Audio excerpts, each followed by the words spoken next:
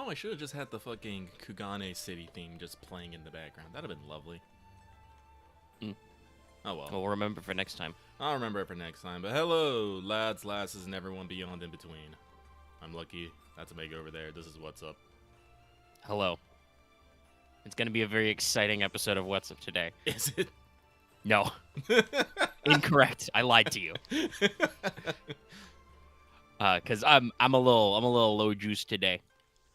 The temperature has been up and down all week, and it's freaking out the plants. So there's apparently a little bit of high pollen today, and my sinuses have been kicking my ass. Made me feel a little sick even. So, Oof. kind of on the DL here. But we got some stuff. We're going through some things. Lucky's playing Final Fantasy 14s. The 14s. Before I forget, so because much. energy Sorry, levels I'm are dying low. slightly. Yeah, Lucky's gonna die to capitalism. While he's doing that, I will remind you the episode is brought to you by patrons before I fall asleep in my chair and forget. Like Adam DeHart, Architect 10, Bucks to G, Carlos, Dragon, Ferris, Footless Iceberg, Jeremy Vasquez, Jess the Fae, John Sandoval, Starlight, Legendary Boss Hunter, Region Raptor, Rise of Kenchi, Rogue Ramen, Charvor, Sean Pryor, some guy named Bob, Siren 23, and Varian the Crow. Why are you like We this? thank you very much for your support, everybody. Why are you like this? Okay. My Oh, wallet. somebody in chat's already figured it out.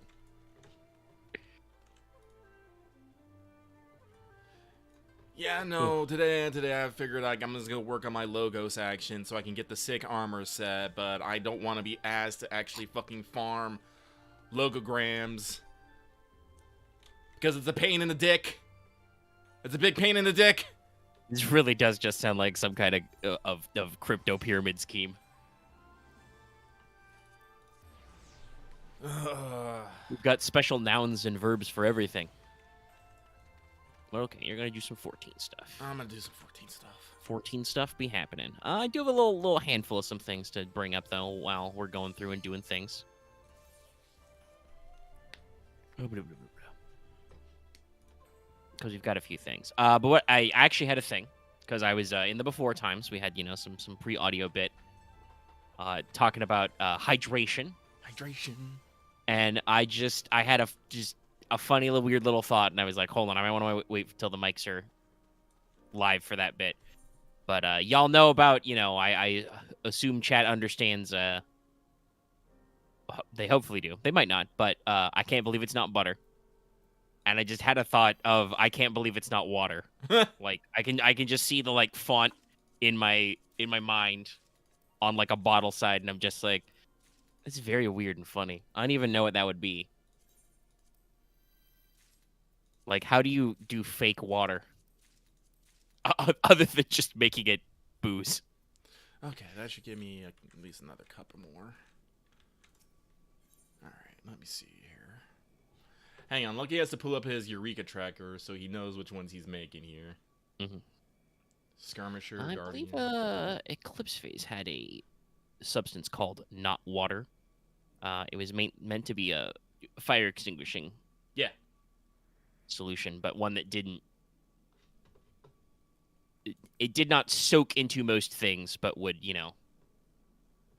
smother flames and then beat off. But it wouldn't soak the substance, so you didn't have to worry about ruining your electronics. Not that that would matter, because Eclipse Phase is in the fucking. They had computers that are in the like nanoscale diamond rod and pin system. Crazy computers.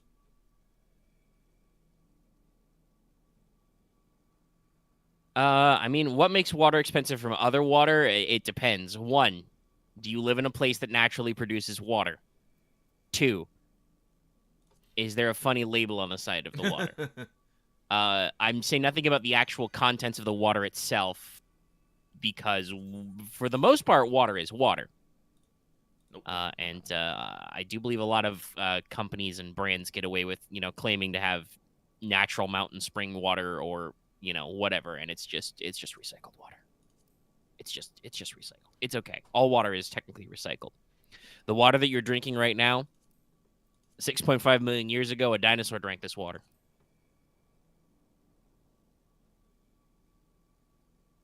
E equals MC squared. Sorry, I'm just thinking about just a water company that has a dinosaur theme for it for some odd reason. I mean, that'd be a pretty good marketing scheme. It's true too. You know, you can't destroy matter or energy. You can only convert one to the other and back. So water is water. Listen, it's been 65 million years. It doesn't matter that it was Dino P once. Smite!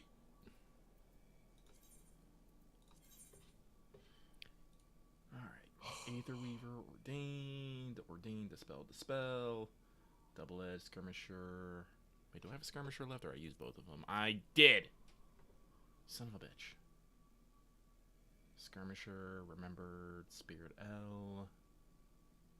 After that, Breathtaker, Stone Skin, Magic Burst. Lucky muttering to himself is so small on the Audacity Soundwave. It's basically like just a little line of boxes. That might actually get edited out when I do noise cancel. It doesn't fucking matter. No, you're just talking to yourself. But I'm looking at the sound waves and I'm thinking, wow, Audacity might think this is just like white noise because it's not very big, full-bodied. 14 to go. That was fairly full-bodied. So what are you doing right now, Lucky? So right now I am in basically Stormblood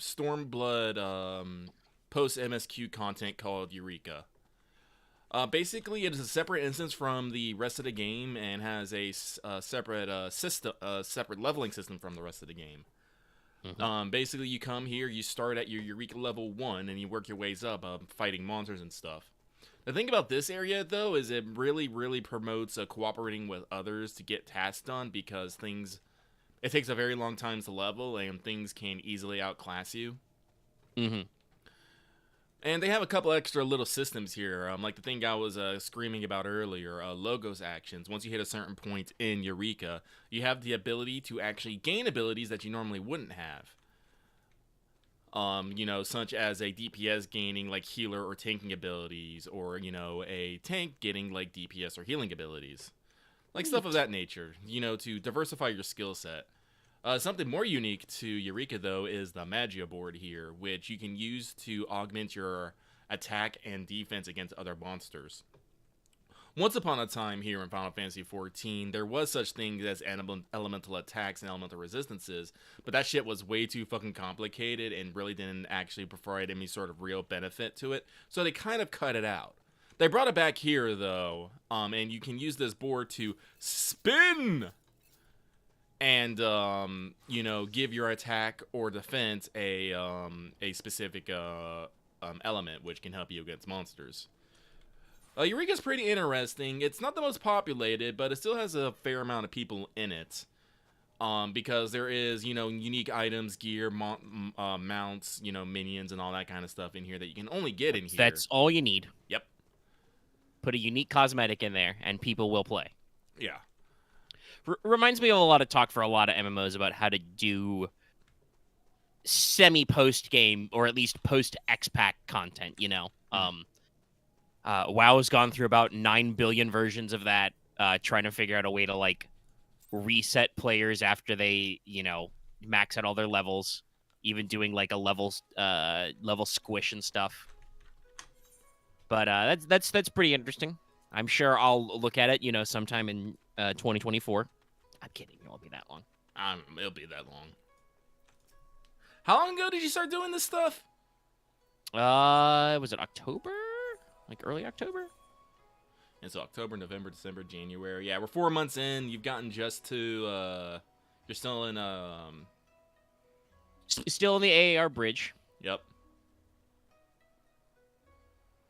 Though sometimes that's because we do take detours. Didn't technically have to do binding coils through that one stream, but it worked out timing-wise. Give me the junk.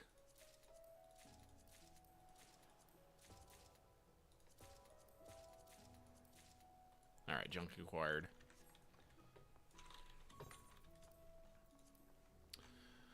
Okay. One thing I will at least say is for my 14 experience is thanks to the insane levels of EXP boosts and stuff. I've never once needed to grind out levels to catch up to story content.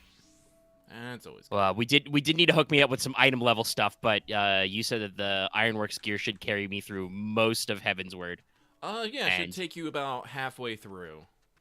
And I'm probably gonna hit level 60, which is the cap from Heavensward and Dragoon at this rate before I start it. Because it takes a while to start Heavensward. Yeah, there's still plot stuff happening, but it's an interesting gap. We're getting closer every day. Well, every stream, not necessarily every day. Haven't played 14 on the off time this week. Yeah, no, you're definitely getting there. I would highly suggest that once you do hit 60 there, just to start getting poetic, so you can start saving up for the level 60 gear. So when you do hit that cap, you can just upgrade automatically. That's what I'm doing. And we have been stockpiling a couple of poetics here and there that you just get from stuff. Yeah. All right, but I think I am gonna go do a variant dungeon because it doesn't look like any of the lads are on right now. No, I'm the only one. Surprise. Other than me, but I probably can't help you. Well, if you wanted to go slap fucking Primals for Horses, I'd be down to clown. I can do all that by myself, but... we can wait for the other guys to get on. It's funnier that way. Also, I am kind of sleepy. I don't know. He is asleep. Well, I am gonna go do If it was just you and me, that would be a hard you carry me through. You just drag my corpse over and over again. Yeah, it wouldn't be the first time. Well, not your corpse, but... I don't know, Leviathan, I was not good at not dying in that one. He slapped us a lot, very hard. And admittedly, some of that is just because we wanted just 8 DPSs to be funny, but... At least I didn't fall in the ocean that much, considering how many times we had to do that. I think I only actually fell off, like 3 or 4 times. And we actually had to do Leviathan quite a few loops, because he was very stingy with the loot. He was. But yeah, though speaking of 14, I keep my ear to lots of things, been hearing stuff out there. There's plenty of fun stuff to be had, though it is interesting. Apparently, Square Enix said in a press release or an interview recently that according to them, they are not... I think the best way to phrase it is they're not planning on a release of the next X-Pack anytime soon. Not to say that they're not working on it, but the vibe I got from their statement, this wasn't, what they explicitly said, but, kind of going between the lines. Mm-hmm. It felt to me like they wanted to be like, no, guys. Yoshi P is 100% focused on Final Fantasy 16. That's going to be our big thing this year. That's our big thing, and we are super focused on it. Don't you worry about us ending all these live service games because nobody was playing them. Don't look at that review score for Forspoken or for whatchamacallit, Babylon's Fall. Babylon's Fall. Yeah. What is Forspoken's Metacritic actually on PS5? Let's see. What do we got here? 65. Oof. 65 with a user score of 3.5 sounds about right. Jesus. Wow, there's a shitload of negative reviews. I feel like this has to be user reviews. I mean, this has to be like a review bombing. Yeah. Why are people review bombing? I don't know. Where is it bad? Dialogue is bad, boring, bad writing, bad game, blah. There's a fucking PS5 review that talks about the PC port being bad. I don't know. Whatever. Okay, fuck. Why? Yeah, there's just lots of zeros from people who I think are just like, I don't know. I mean, I don't want to pull the button that because, it's got, a black woman as the protagonist, people are automatically more prejudiced. Though that does seem to just on the internet bring out the crazies. Like, if you are a woman and a person of color, like, people will really get in that for some reason. I don't know why. I really don't. Yeah, it's like, I guess it's the prejudice twofer. It's like being 4 times as weak in Pokemon. just sets off the people. But I do think there is like a genuine kind of mehness to the game, as evidenced by the fact that the critic reviews are 28 positive, so not a non-zero number. 8 negative outright, and then 64 mixed. So 64 middle of the road reviews to make this 65 score. So yeah, there's that. But a lot of this just seems to be that people are just kind of not vibing about it. Even though, oh gosh, I keep forgetting the name of that dumb game, even though I see it all on the internet everywhere. Is it Hi-Fi Rush? Yes, Hi-Fi Rush. That new Bethesda game that came out. Yeah, people seem to be really liking that one, and it's supposedly got some of the same kind of like, you know, quirky, irreverent dialogue that a lot of games these days do. But it's like visually super stylized. So I don't know. Does that mean people give it a free pass? I don't understand how the internet decides these things. But yeah, no. So according to Square, they're not like planning on a huge lead up to another X-Pack. I mean, yeah, but the dialogue thing you can fix though. You can literally turn the dialogue to story only if you really want to. And yes, that probably does mean that parts of the game are very empty because I'm sure the game designers intended for you to have this kind of back and forth dialogue. But yeah, I don't know. Even I said playing the demo got some weird vibes from like where that game was going. Like I said, with the fact that one of your equip slot power-ups is like what phrase nail polish is, and I'm just like, okay, I mean that's cute, but also a weird vibe we're going for. By the way, I haven't remarked on it, but I want to bring up: are you chilling through this dungeon with Nanamo? Yeah, pretty rad. It is pretty rad. She wants to go on adventures in like a certain area, and I'm like, all right. I am the motherfucking warrior of light. No harm shall come to you. And people are all like, cool. Engage the bunkling. Yeah, no, I'm in something called a variant dungeon right now, which basically is I don't want to say necessarily, well, it might be procedurally generated. I'm not entirely sure. I don't remember everything. But it's basically a dungeon experience that you can do between I think it's up to 1 to 4 friends. And so you can just, actually solo a dungeon, which is an experience. Everything is basically geared to how many people are in it. So you can I am literally about to 1v1 this boss. And it's actually pretty rad. That's kind of cool. It is kind of cool.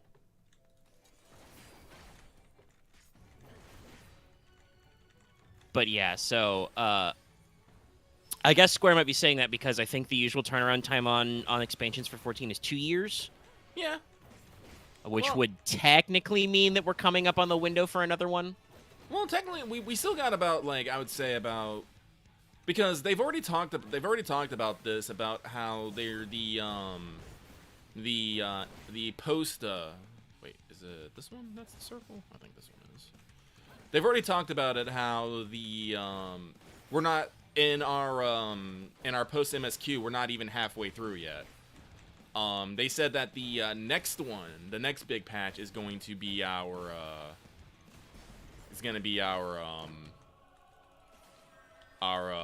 halfway point, and when we start actually getting into the next expansion.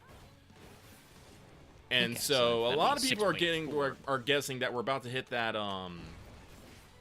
we're about to get our teaser trailer for the next one here. Probably at the Fan Fest. Could see that. Which is coming up in a few months, I believe. I don't remember. That's okay. Check. You focus on soloing that boss. I'll Google.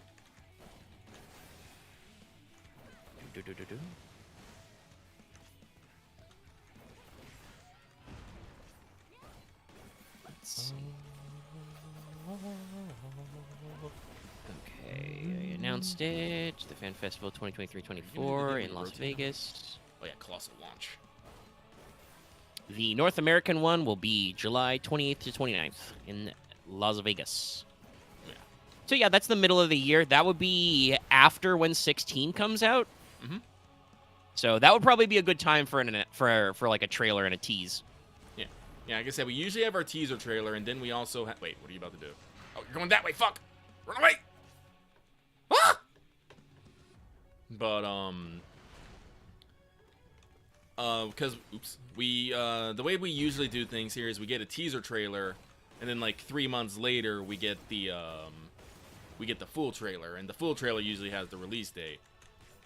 So, if we get, if we get our teaser trailer this summer, that means we'll probably get the full trailer this fall, which means that probably the actual expansion comes out like late winter or early spring. Like Yeah, that's my makes sense. guess. I mean, I think that lines up. Like I'm just looking at the FanFest dates. So the first one is North America. That's July, late July. There's a European one in London I fucked up. in late October. So that would be the fall slot you're potentially talking about. And then they haven't announced the venue for the Japan one, but that would be early 2024. So that seems like the timeline of where they're going to have their big events kind of lines up. And like I said, it sounds like Square is trying to reassure like investors and the public that they're not disregarding 14, obviously, because it's a very, very successful property for them right now. But they're trying to let people know that, like, hey, we're not, like, scattershotting and we're not fucking up 14 and 16 by, like, overworking our guy, you know. We don't need to worry about the next 14 X-Pack yet, guys. Don't worry. Which, if we're not even at the halfway point of the post-Endwalker, you know, the what will be the bridge to the next X-Pack content, then yeah, no, probably not. We're not worrying about that right now. Like obviously, Yoshipi has talked about some of the vibes, you know, how they're gonna have to go kind of do different things after how Endwalker ended. We should have thought of a better transition there, but okay, me. But while obviously I don't know the content or anything yet, I do know that like Endwalker is like, I've been told by you and others, Endwalker is like a really big conclusion to a lot of stuff that's been going on for several years in 14. So Yes. kind of got to hit a little bit of a new vibe and get some stuff. And obviously that's where this bridge content and these, you know, future patches for post MSQ stuff will come out to actually like set up new things and go new places. But also, you know, he's talked about mechanically, like the next X-Pack will raise the level cap to 100. And then after that, they're not really sure, you know, what they're going to do. Will they do like a squish? Will they come up with, you know, they might, you know, use systems like the Eureka thing they've already established where there's other ways for you to grow your character's power level without necessarily explicitly raising your level. Obviously, they do have the item level, which is a crazy different number scale. What's the max item level right now in 14? It's like high 200s, right? Item level? No, it's like 600 something. Oh, it's 600. Okay, I misunderstood. Yeah, so that's they already have a scale that's way beyond the normal level scale.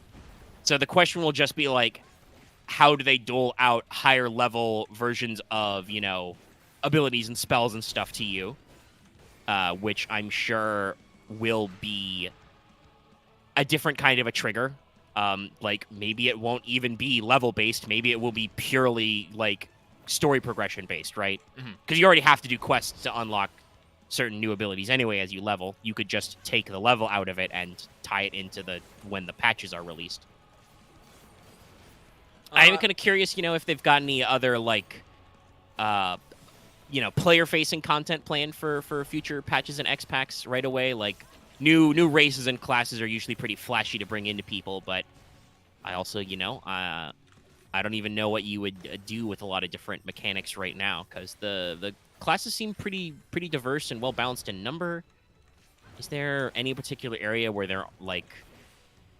I don't think there's anything... Well, there might be. I haven't done math, and I'm sweepy, but I don't think there's anything obvious like, oh, there's like 2 less tank classes than all the other kinds of classes or anything like that. I would show you if I wasn't in the middle of a fucking we might put a pin in that one, chat, yeah. man. Because I think there is a discussion to be had there, but you're busy fighting Donkey Kong right now. Yes. He's got a big hammer and he throws barrels. I just can't not think Donkey Kong right now.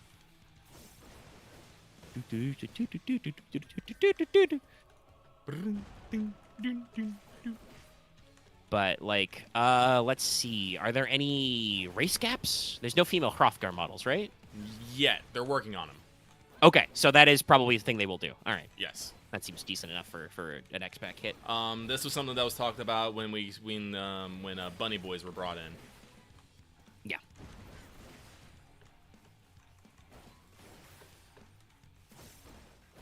Hope everyone is going to be ready for cat mommies and bunny boys.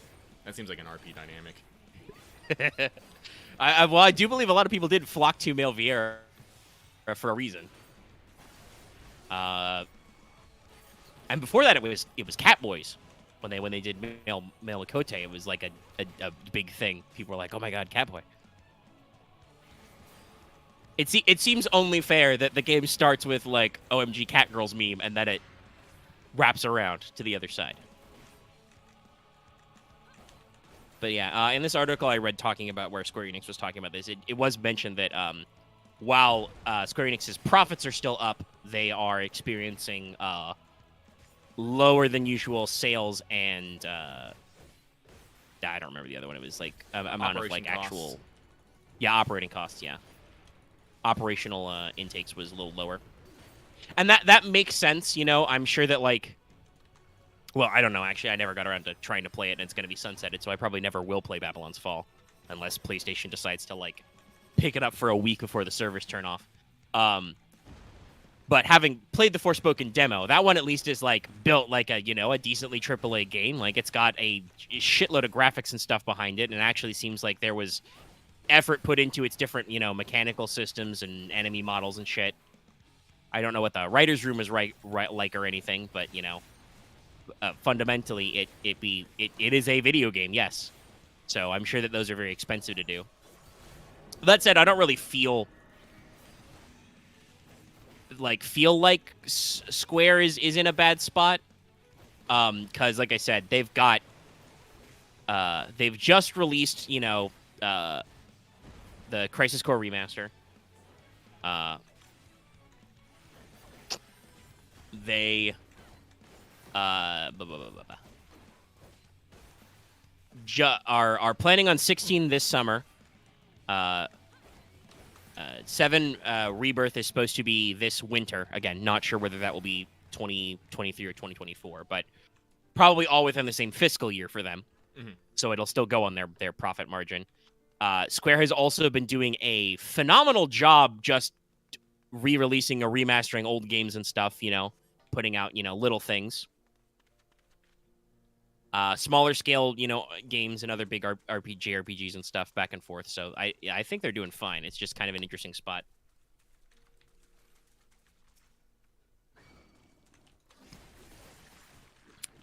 And yes, I did see the news about Back 4 Blood. Apparently, Turtle Rock is working on whatever their next game is going to be, and they're not planning any future content updates to Back 4 Blood. I mean, I think that's fair. They have 3 DLC. Yeah, and like, core mechanics-wise, it seems pretty in there. I haven't actually. It's been a little bit since I played, but I need to catch up and finish some of the baseline content and like look at what's in the DLC, because the game plays very well as an interesting. If chat will allow me to go off a little bit, I did see some people on Twitter being like, Lamau abandoning the game after a year, which not really true. It's not like they're turning off the servers; they just don't have any more content to make for it. But like showing like, player comparison numbers on Left 4 Dead 2 and some uncharitable comments about what the better game is. And I don't want to start Twitter shitfits with, people I see randomly retweeted. But if I would absolutely call them out. And it's like, it's such a shame because Back 4 Blood is the better game. And don't at me about it. I have literally played both of those games fairly recently. Back 4 Blood was, made this decade. It's a better game. I'm sure lots of people love Left 4 Dead. It's hella cheap. I think I picked it up on Steam when we decided to try it out for like 99 cents, right? Mm-hmm. And I think its base price is like $10. So I'm sure it's like super accessible and lots of people have played it. But like, try Back 4 Blood though. Like, actually try and compare the two games, please, because there's a lot Left 4 Dead 2 leaves to be desired in the year 2023. It's like I said, I think it's a more accessible game because it's simpler, but also it's a simpler game. It's more straightforward and limited. There's not really a lot to do there besides stupid idiot mods that are dumb and silly. That's funny, but that doesn't really improve the gameplay at all.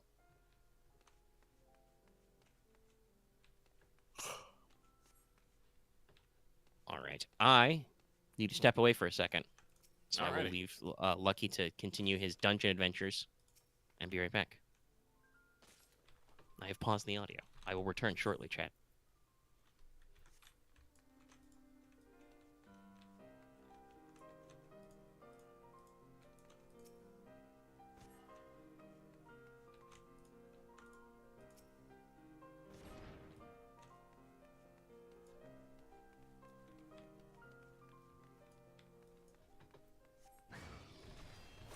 Oh, that's a big lad.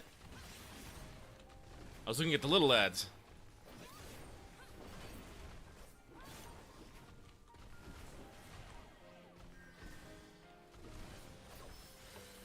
Whoa, what was that?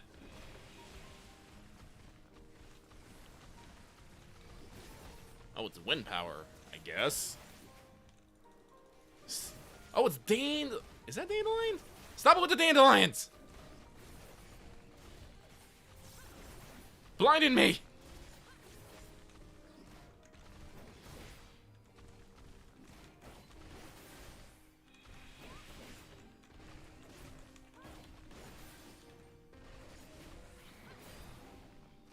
I'm gonna slap you so hard your ancestors are gonna feel pollinated.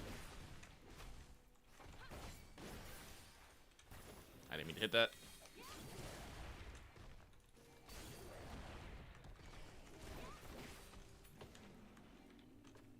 Victory.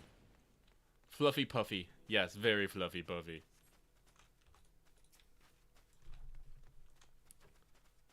Oh, what's this?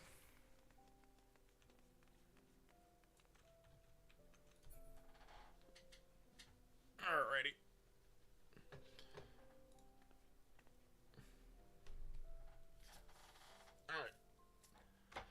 Alright, let me see. Oh, cutscene. Oh no! It's so cute! Look at this thing! Soapy sidekick Silky!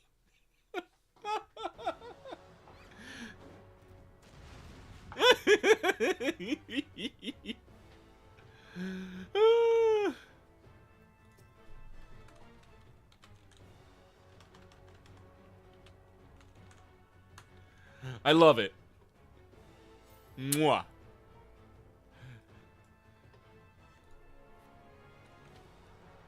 Alright, I haven't fought this boss before, so this is going to be a learning experience.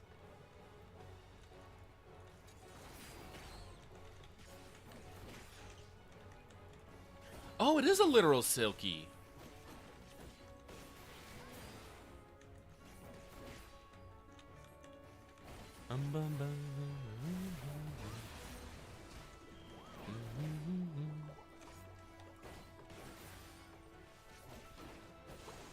What the hell?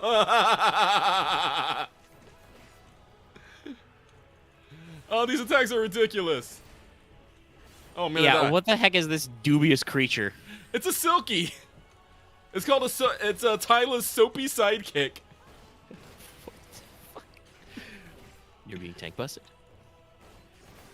It's pretty good. It causes joy. Yeah. Watch, it's gonna go to the left. You're over there, and then you're over there. Whee! It's so stupid. I love it. Yeah, this is good. This is great. Lots of fun to be had here.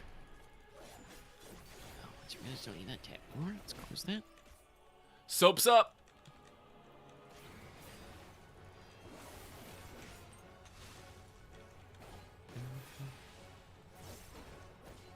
Bracing suds. Hee. Alright, so you're green, so that means... Okay. Big soaps. But, speaking of some video game releases, there's a few stuff out there, which I don't remember when and where we've talked about. Jedi Survivor's been delayed until April. Mm-hmm. That's okay. April 28th. Yeah, I'm fine with that one. What are you doing? A lot of games coming out. Look at he's doing a line attack. Oh, okay, I see. It sets up its attack, but then it's gonna move. Okay.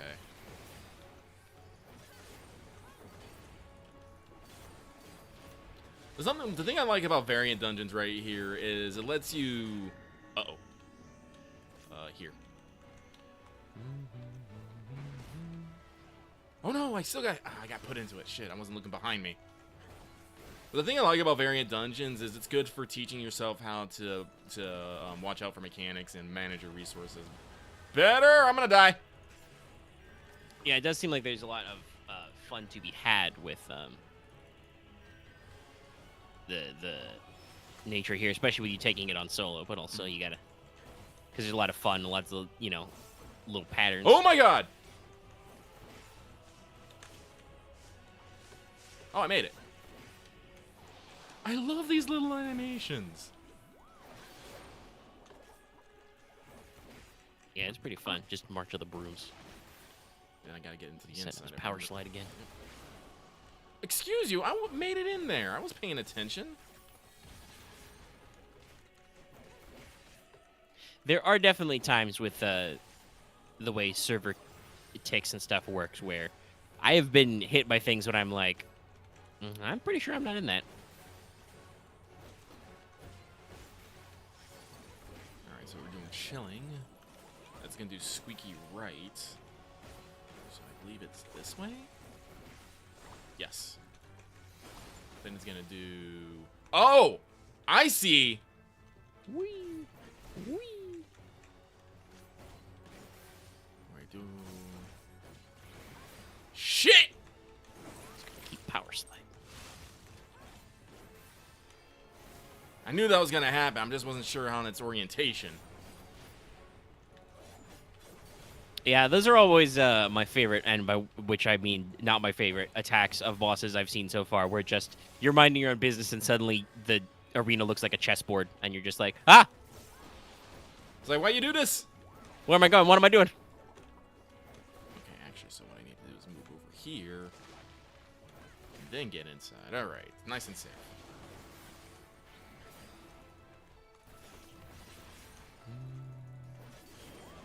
Predictive knowledge. Squeaky But yeah, left. no big deal, I think, on Jedi Survivor. Just, it's coming out later. That's fine. I mean, I'm so excited for it, and honestly, again, I appreciate the delay, because there's still a lot of stuff coming up in the next few months that it's in me wheelhouse. Yep. Because, let's see. Where is exactly... It should be in chronological order. Jesus Christ, there's so many in February.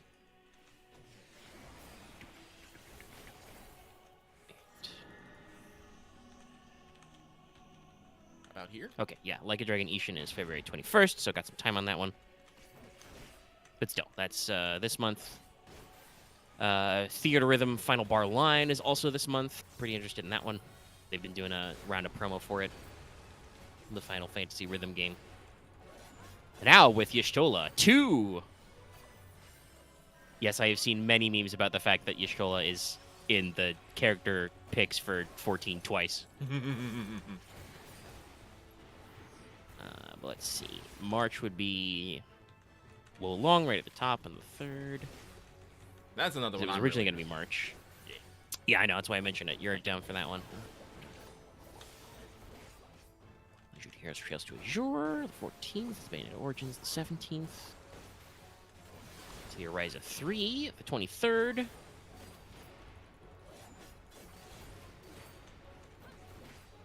The RE4 remake, the 24th. That's a big one. Let's see. Yeah, April was probably kind of open-ended. Jedi Survivor's now way at the end. It's now the same day as Dead Island 2. That's a little rough. Oh, that's rough. God damn it. Yeah, they're both to the 28th, unless Dead Island decides to move. We'll see. They might. For me personally, April is a hell month, but that's because it starts with Grim Grimoire once more, April 4th. That's going to be probably a day one for me. And then April 14th is the Mega Man Battle Network Legacy Collection. And there's also Burning Shores, though I don't need to necessarily play that one right away, but Forbidden West DLC will be coming out. May is still pretty open-ended, but I suspect it will stay that way, because that's going to be Tears of the Kingdom. Mm-hmm. No one's gonna I'm hoping for a Nintendo Direct soon with, maybe a little more concrete gameplay footage. They've been playing this one a little close to the vest.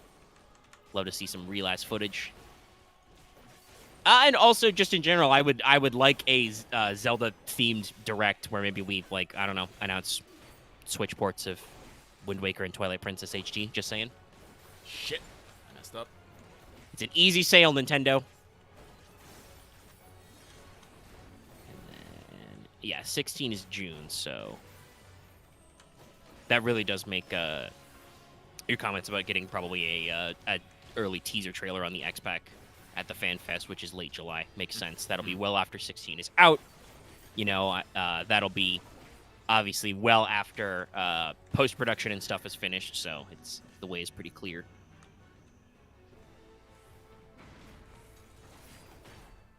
And then for the moment, the year is pretty open-ended. After June, we don't really know a lot yet.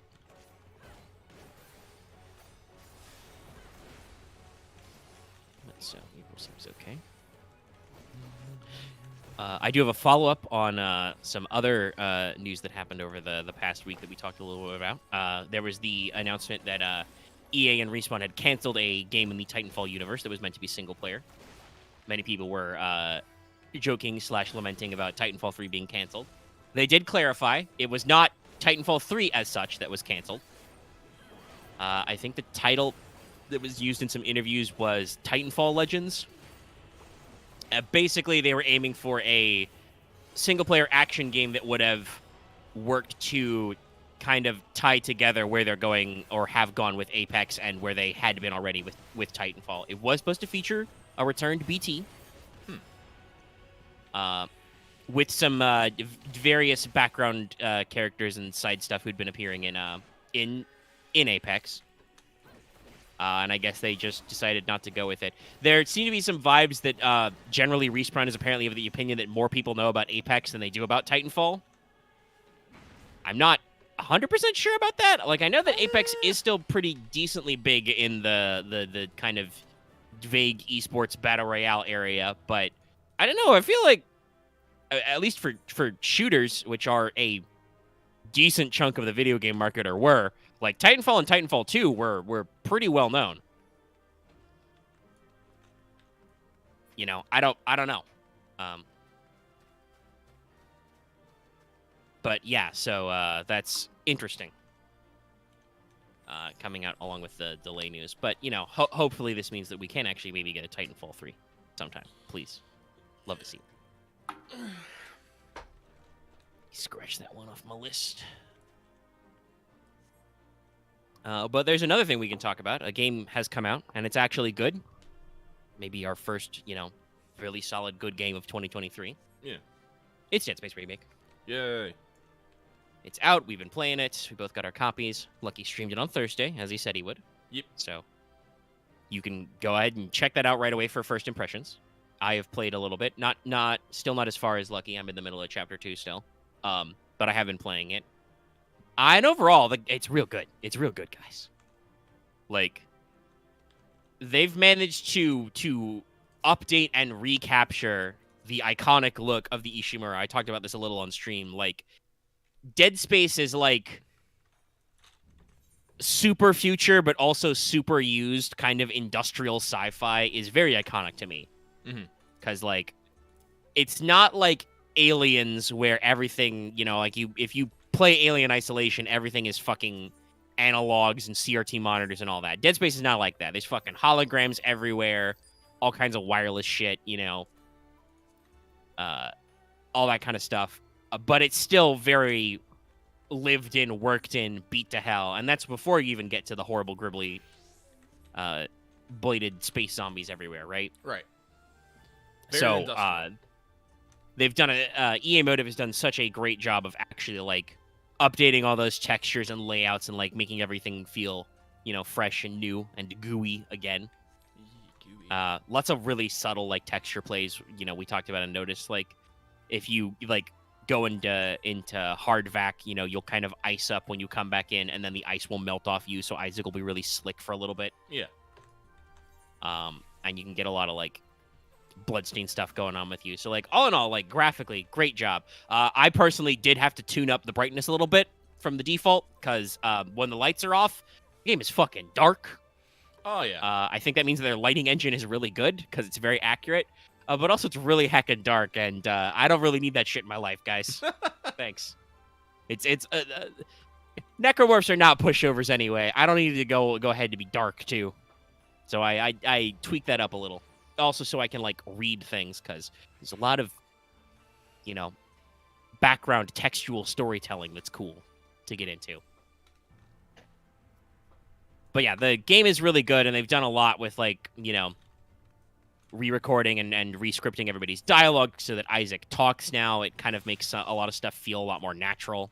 Like, I don't even remember exactly how it went, but, like, I feel like that moment right away in Chapter 2, when you come to the barricade and you gotta blow it up, like, I feel like, I don't remember exactly, but if I do recall vaguely correctly, it was pretty stilted of like, you'll have to construct Isaac, you'll have to construct the hydrazine bomb to, clear this barricade, and just you kind of know what to do and where to go to get the thing, right? Right.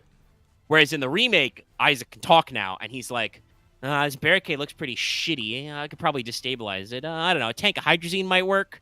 I'll need some kind of detonator, like a shock pad. And, like, you just go with it. And it's like that. It feels so much more natural, and it doesn't really break Isaac as a character. Oh, yeah. And they still do a great job with, like, those little subtle vocalizations. Like, there is that moment where you're in just the ER, and you find the doctor lady who slits a guy's throat and then slits her own throat, and Isaac just makes kind of, like, noises as he watches. Like, doesn't say anything, but very subtle extra vocalization to just be like, ugh. Everything in the Ishimura makes me go, yeah.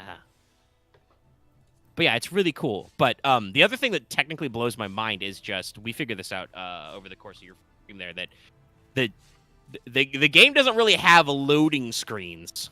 Yeah. It's there are time periods where you can load new sections of the game, because there are, like, different elevators and access ways, and the tram line still exists. But it's all like one big seamless blob, Your progression between chapters is not a hard cut to a loading screen. It's you finish the main quest on that one, time to go to the next area, new chapter kind of a thing.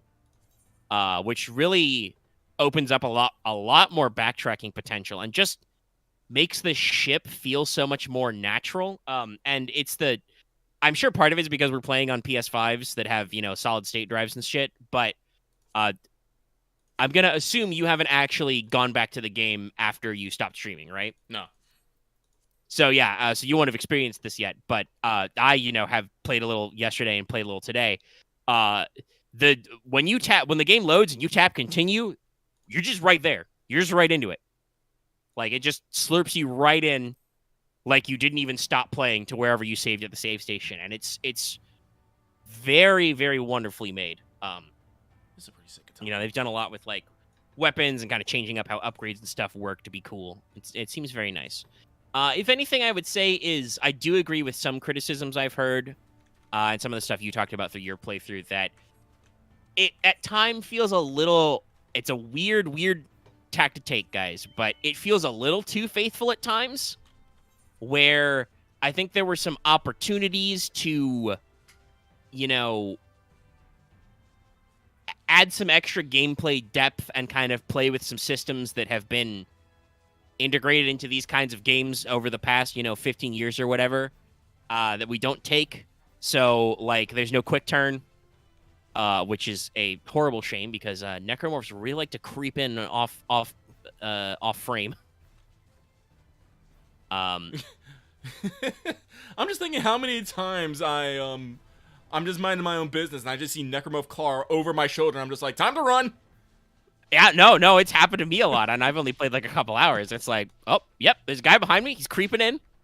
I mean, shout out to the Necromorphs for usually, I think they're, like, programmed or scripted to not be quite as fast and as up in your guts when you're not looking at them. Like, very rarely do they actually hit me when they sneak up behind me, whereas when they're in front of me, they'll actually, like, sometimes do a dead-ass run or a leaping attack or something and get you. Yeah. But, Yeah, no, they're fucking sneaky. And so there's no quick turn to like quick and face guys. There's no like dodge button or push button or anything like. And that's kind of the only complaint I have is just like when the necromorphs get up on your grill, there's not really a lot to do about it. Like, I really do feel like the melee isn't as strong this game. Yeah, and Axe with his future knowledge, listening to people in-depth dive on the game, I guess. There's supposedly upgrades later for melee, but that's got to be decently later. You got as far as like chapter, the decently into chapter 4, and there was no second suit upgrade yet to, unlock more paths. So that seems like that's definitely decently into the game. And the game is not that long. I think the clear time is usually like 10 to 12 hours, probably depending on how much backtracking and side settling and stuff you want to do. Yeah. So like it is a game that is inherently designed to be New Game Plus. That's literally one of the trophies or achievements is to complete a New Game Plus run. So like, I actually haven't looked at the achievements. I should. Yeah, I double checked the trophy list. There's a decent spread of hidden ones, though the Peng trophy is not hidden. It says right there that you can get a trophy for finding the hidden treasure of Peng. I wonder if they changed it. Yeah, we'll see. They've had to. They had to. Probably swapped it up a little so it's actually a more hidden again. But like, and I will say some of the mechanic stuff they have updated is nice. Like I much prefer the clearance system to the like spending power cords or nodes to unlock doors thing. Oh yeah. Like the game is just telling you that like, hey, you can't access this until you generally progress further in the game, And there's a lot of those opportunities like right away that they get into. But yeah, the fact that melee, like I deliberately went out of my way to try and do some slaps early on with just the not aiming down sights R1 button to try and see if that helped. It really doesn't help. Like I feel like you're better getting a weapon that has a little bit more physical force and impact, like, a couple of upgrades into the plasma cutter or some of the other stuff you got going on. The Ripper seemed really great at stun locking enemies, but that just seems like a way better solution than actually trying to hit people.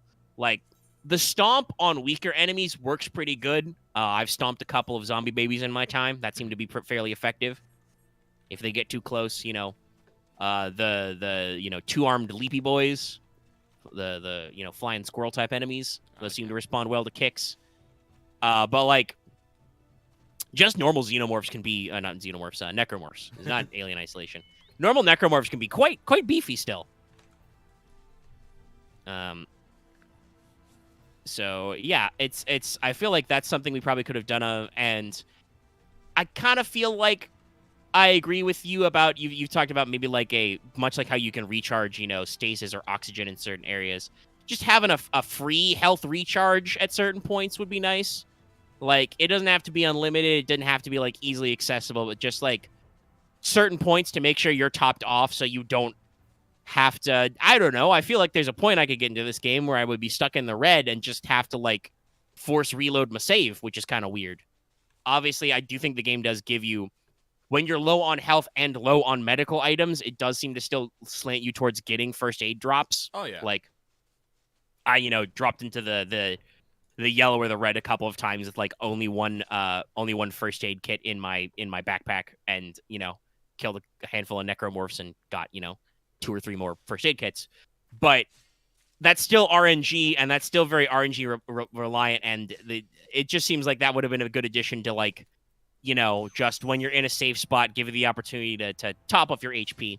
I get it's part of kind of the survival elements, but it's still like, I mean, I guess hypothetically with the backtracking, if enemies do kind of gradually respawn, it may be possible, especially once you get later in upgrades and you're really, damage efficient, to like go back to old areas and maybe farm a few credits to buy some basic bitch med kits. But it just seems like it would have been a lot more streamlined to figure out a way to make it so you could reliably heal during downtime. Because again, there's no like loading screens or chapter transitions, so I think your health is just your health throughout the whole game, which can get a little rough. Which is something I noticed as well. Obviously, and I think Jack can probably get your general thoughts with the stream, but go ahead. No, like I'm thinking about it, either a health station that recharges after uses over time, or something that you have to spend credits for to get get your heal on. Like one of those two options, I I think. could see it being for credits. That would fit the aesthetic of the game, but Yeah. it would be simpler than having to go to stores specifically. And just like I said, like just put it in tram stations or stuffing. Give me a little medical cabinet. You put it and Put it next to the fills your vending health up. machines you see all over the place. Yeah, there's a lot of vending machines and shit added, and then you just gotta, you gotta wait for it to be good again or something. But no, I was thinking about it too. It's kind of weird. The X button, well, it is used to interact in combat. It's not used for anything. I don't think. I'm not sure. No, I do not believe so. So When you're ADSing, it's circle for kinesis, triangle for stasis, and square is reload. So X is not really used unless you get like grabbed. yeah, so I really do feel that the X button should have been used as a dodge mechanic. Like Yeah, just a little, a little duck and half turn. Ranged enemies seem to aim exclusively at your head, which can be sometimes a little awkward to move. Like, because I was actually thinking about the swing. If you're like aiming with ADS, and if you were to hit like back and X quickly, you should do a quick turn. Or like if you hit left or right, you should do a well, not even in ADS, just in general. Like if you hit back and X, you should do a quick turn. If you hit to the side or left, you duck left, duck right. But if you're to do like forward and X, you can do that. Do a forward shove, push things back. Yeah. Like, I think there's definitely some potential in there to give you a little bit more. Yeah, space and I'm control. gonna just assume that the game just didn't do that because that's not how the original Dead Space played. So that's why it's kind of weird, but it's a very faithful remake. Mm-hmm. But it means that there are actually some stuff that's like, man, enemies are a little slicker, weapons have kind of been overhauled, but it does kind of feel like there are times when you don't have your personal space, and there really isn't anything to do about that. Even if you can sprint very easily away from enemies, there's no blocking or dodging or anything, so sometimes you just got to take your lumps and hope that guy drops a health kit. Yeah. Which can be a little frustrating. It's not the end of the world, and like I said, the game's not that hard. And technically, if you're like farming for trophies, other than one is like you have to do it on the impossible difficulty. Again, because I looked at the trophy list, I think all the normal story clears are beat the game / clear every story chapter at medium or higher. So once you go through a one run for a medium, you could hypothetically kick it down to like, I assume it's easy. I haven't even looked at all the different difficulty levels, but you could kick it down a notch for like New Game Plus stuff if you're just trying to get completion. Mm-hmm. And there's a wide variety as well. I've seen some. There's stasis so many guys, kill so many guys, kill enemies with stomps. Other shit like that. Get X weapon kills, find all schematics, upgrade all weapons, etc. So I assume if like fully upgrade all your weapons is a possible trophy, though I assume that's maybe accounting for New Game Plus loops. That probably means that it's possible to farm credits in some way to buy all the nodes, or just the game gives you enough nodes. Somehow. But yeah, all in all, a really good game. Great it came out. Glad I got it. A little annoyed Amazon took like an extra 4 or 5 days to get it to me, but it's cool. It's a cool game. That's how we do. I'm excited about it. Good? Oh, no, yeah, nothing else to say. Okay. I was going to say, while you're out here getting your lumberjack class levels. Oh, no, I'm like level 90. I'm actually working on foundation shit. Mm-hmm. Listen, like, you see my character. Like, you see how she has, like, the tank top and, like, the coveralls? I need to get the top where the coveralls is actually on. But I have to... yeah, you got it pulled down. Yeah. I was like, I wanted to show off these guns! But now I actually want to get the other top, so... I'm working on... But now you got an opportunity. If you wanted to pull up the class list, we could circle back to that. That was right. Yeah. So, as you can see here, like, this is the thing I thought was actually a little weird. When Endwalker came out, the two classes we got was Reaper and Astrologian, right? Sage. Yeah, Sage. Why? Words. Help. Save me. It's okay. I got you. Which is a little weird because if you can see here, we have Um, 4 tanks, 5 melee DPS, 4 healers, 3 range DPS, and 4 magical range DPS. Although one's only half, one only counts for half. Blue Mage is a limited job that only goes up to 70. But it's still there. Blue Mage is weird, yes. It's there. So yeah, it is a little strange we added a new melee DPS when, at least by pure numbers, it probably should have been a range DPS turn. Yeah.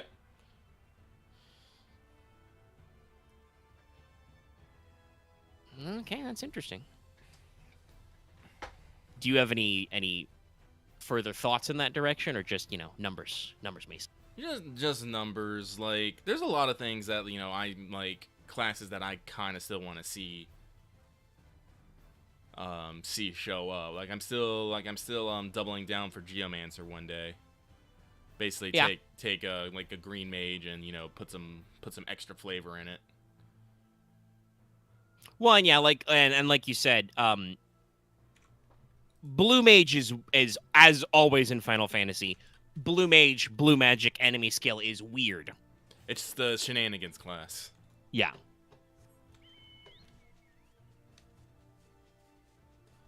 So let's see. I mean, we've basically got all of the original Final Fantasy like the classic classes. Because that's fighter, knight, which I think is basically the extra fighter, so that's, paladin equivalent. You've got thief, ninja, black belt, and master monk, so, advanced monk shit. Red mage, white mage, black mage in their advanced forms. Let's see. Bards. Geomancer was in 3, which is not something we've done yet. There is a sage. There's not explicitly a Viking, but warriors are very Viking-like. Oh, yeah. I think. Warrior, like a berserker kind of thing going on there, yeah. Yeah. Let's see, what the heck class was Evoke? Oh, okay, Conjurer / Evoker, okay. So that's the pre-summoner summoner. What the fuck was Freelancer? Oh, okay. That was the no, you don't have a job from the DS version of 3.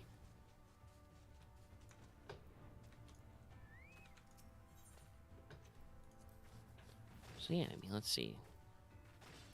I mean, Chemist is a Final Fantasy classic that I don't think we've really got. That could be ranged, throw potions at people. Or grenades. Yeah, grenades. And you could, hypothetically, you could use, like, throwing potions or other stuff for, like, buffs, debuffs, other shenanigans. Maybe even give them, like a... Because, Red Mage, for instance, blends in some healer support stuff. You could even try that with, like, giving them actual, like, throwable potions on a cooldown or something. Heal your friends. It might be interesting as a limited... Well... Items in 14 are very weird. Like, actually, we have restorative items, but they drop off in potency so quick, it's a little useless. Like, here I have a max potion, which is one of the best. I don't think it is the absolute best, but it might be. I can't fucking remember. As you can see, it restores up to 30% of your health. 2,400 points max. Hang on one. Wait, so... Hold that thought. Hang on, let me just... As my... Let me see here. As my health goes up, I'm already, passing 32k, 41k, 49k. Yeah. So this potion, which is a max potion, which I think is the biggest potion you can get in Final Fantasy usually. It's 30. It's not even like all your HP. Admittedly, that would probably be pretty broken on like a consumable item unless it was really expensive. But still, Well, I mean, it has a minute 7 cooldown. Yeah, no. If you got a 7-minute cooldown, it's not even all your max HP potion. It's only 30%, and it's got a cap at what was that? 24,000 or 100? Yes, I wanted to be sure. So at 2,400, that's not really great. No, I think that's like 30% of my HP now. and I'm like level 58, not at Heavensward yet. And there's quite a few more X packs after that. Yeah. Like the Phoenix So, yeah. Down here, you can only use it out of combat. Like you can't use it in combat. It does not work. There is some use for for curative items like Echo Drops and Spine Drops, which can cure silence and paralysis respectively. Yeah. Like, so I usually do keep some of those around. But these max potions just came from fucking Palace of the Dead, I believe. But I hold on to them because sometimes, like when you're doing low level content, they do help. So if Chemist was some sort of limited job that basically removed restrictions on items, I think that could be fun. Yeah. And get some grenades and stuff, because there's a lot of potions they just aren't used for anything. Yeah.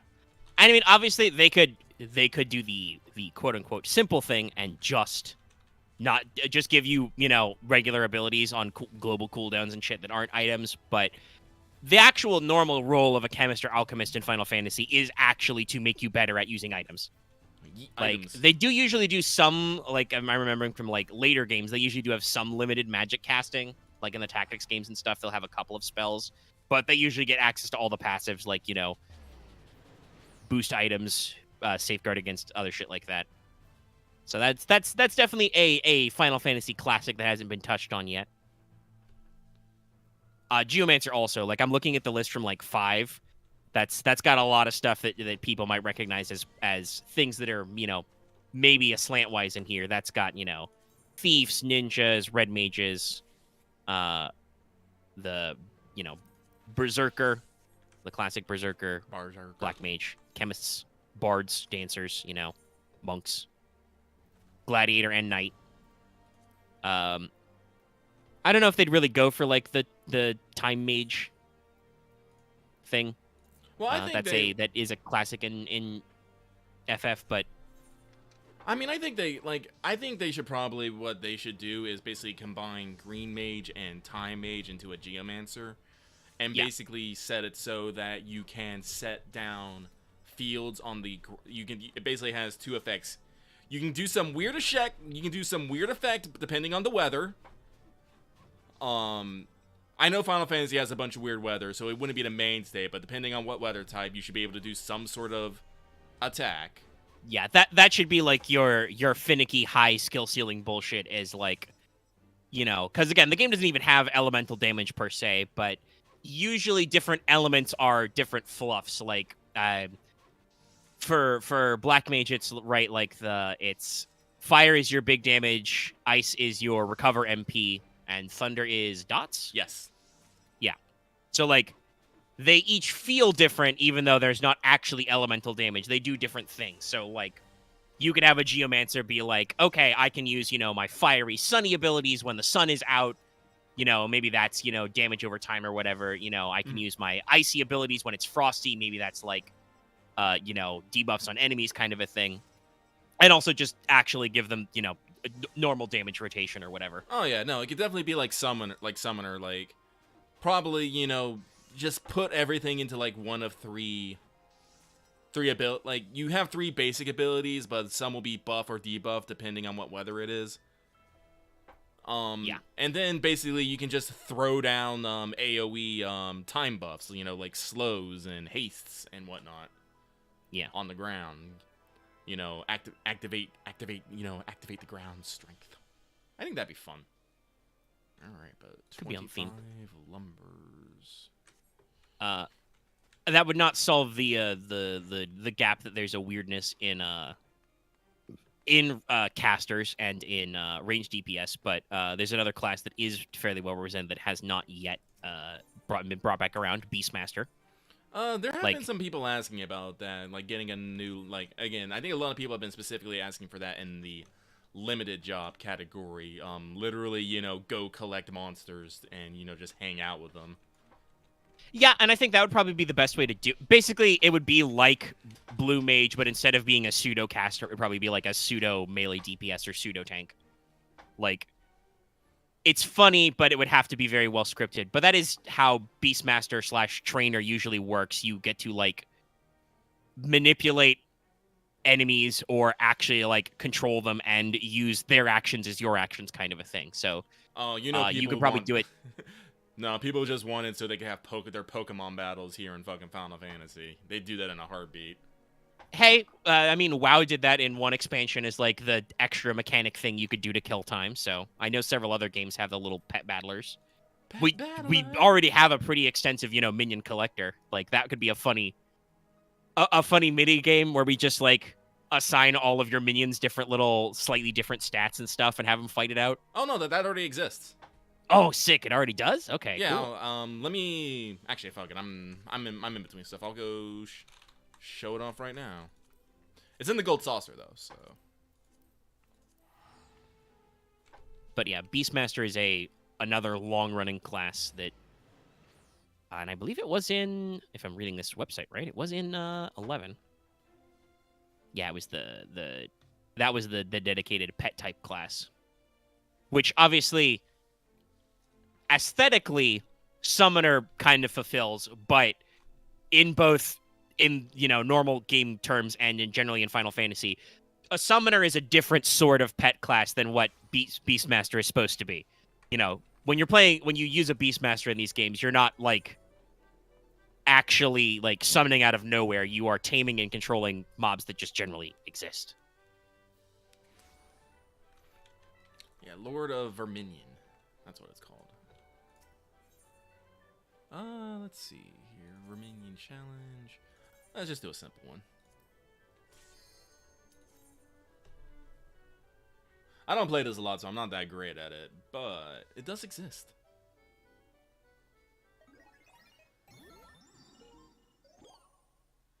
Yeah, so basically what this game is you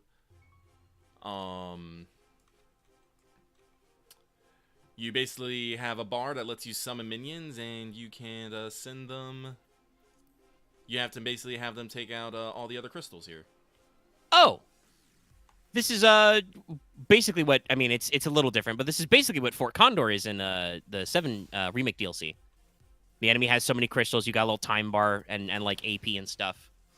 In that case, it's not like your minions. It's based on little figurines of enemies. But yeah. Yeah, you see, like here, I'm summoning my succubi, and then I can like send them out, like, go forth. And it shows they're like they're engaged in attack range. Yes, we get to play the mini RTS. Oh, that's fun. Yeah. Can I just wanted to show it off real quick. I don't really want to play. I'm just trying to remember if I can fucking... Nope, I am, There is no escape. You are locked in. I am locked in. All right.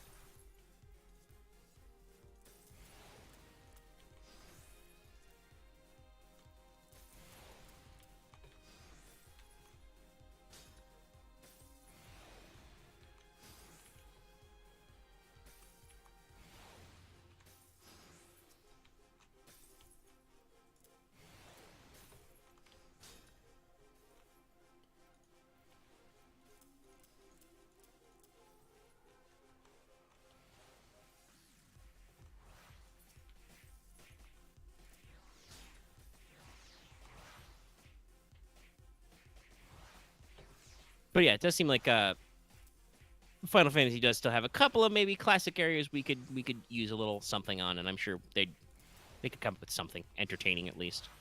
I don't know if there's any like super big gaps in play styles or mechanics that seem to be missing. Because like I said, you got like at least 3 of everything. So there's a lot of different stuff you can to pick from. But there are some old standbys that you missed out on. Even in like, there's even I think like a couple of ones from the 11 version of the game that aren't in.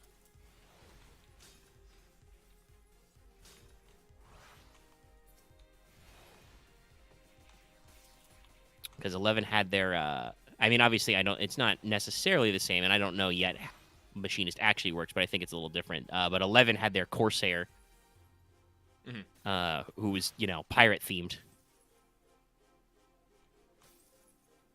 But there are usually a lot of like RNG focused characters in Final Fantasy and weird gameplay stuff. I guess you got you mentioned Astrologian earlier accidentally, but that does involve the card draws for some of the funds. It does kind of shock me though that like with Limsa being such a major thing that they did not necessarily reintroduce the Corsair and give you a pirate class to be funny. I guess you can just choose to dress that way if you like. Yeah. Do what you want because a pirate is free. You are a pirate.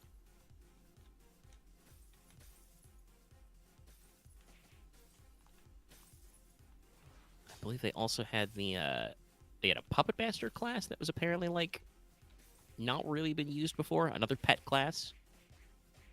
Seems like having a pet class in 11 was a big deal. Because there's a few of them.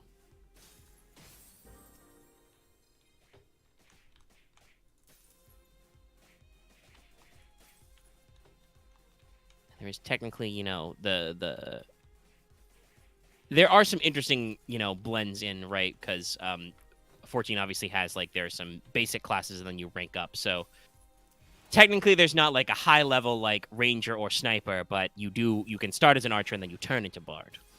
Yeah. So there's a few names and stuff that get thrown around. It's a fun time, though.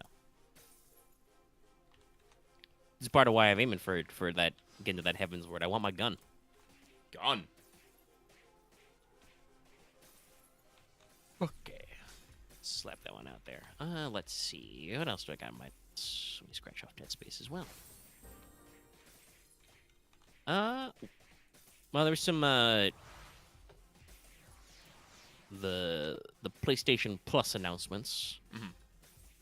First of all, Sony has announced they're ending the PlayStation Plus collection this May, which is kind of interesting, but they're no longer going to be offering those games. So if you want them and you don't got them already, and they're not already in like PS Plus Extra, make sure to add those games to your library. I have to double Seems check interesting. which ones are actually going away. Yeah, let me see. Pull up what games are in the PS Plus collection.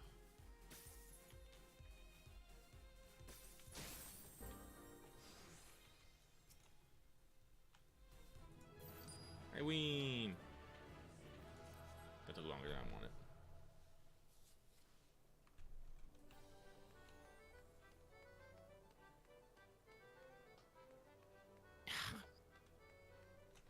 Sorry, I'm being exasperated by Google. It's like, what are the games in the PS Plus collection? And then it's like, I click the more items, and it's like, that's not correct. That's a link to a different article about something.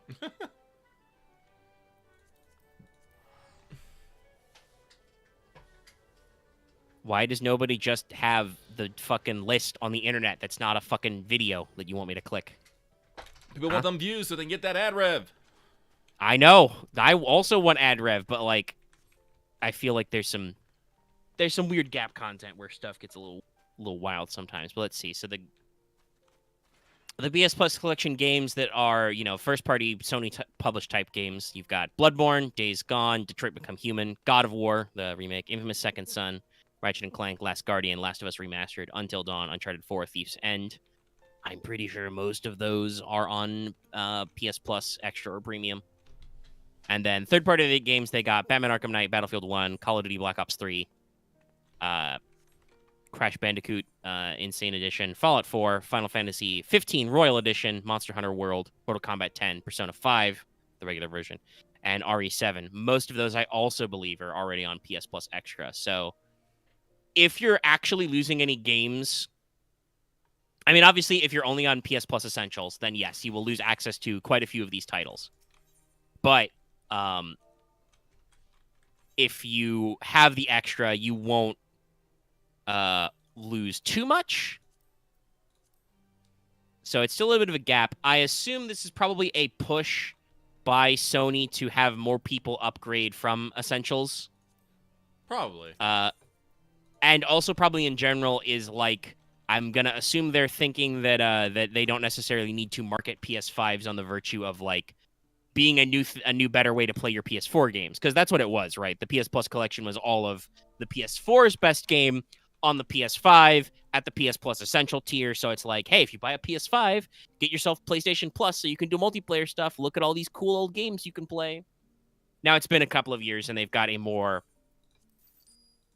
robust catalog, both with PS Plus Extra and Premium, and also just in general on PS5 that people can get into. So probably a little marketing there.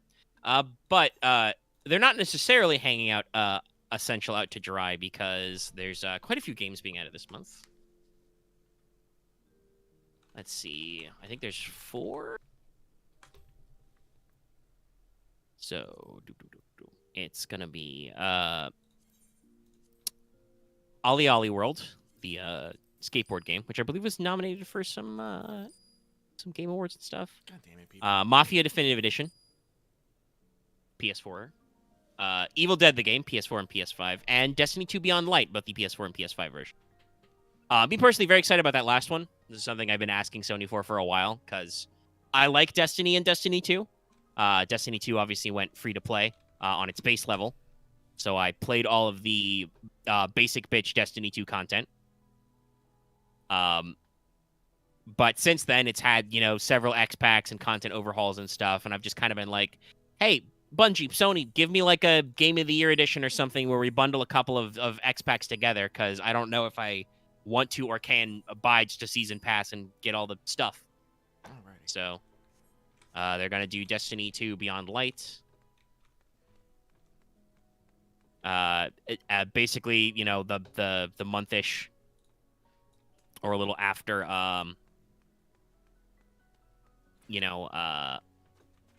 when their latest expansion, Lightfall, is going to come out. Mm-hmm. So it seems like it's the setup. So let's see.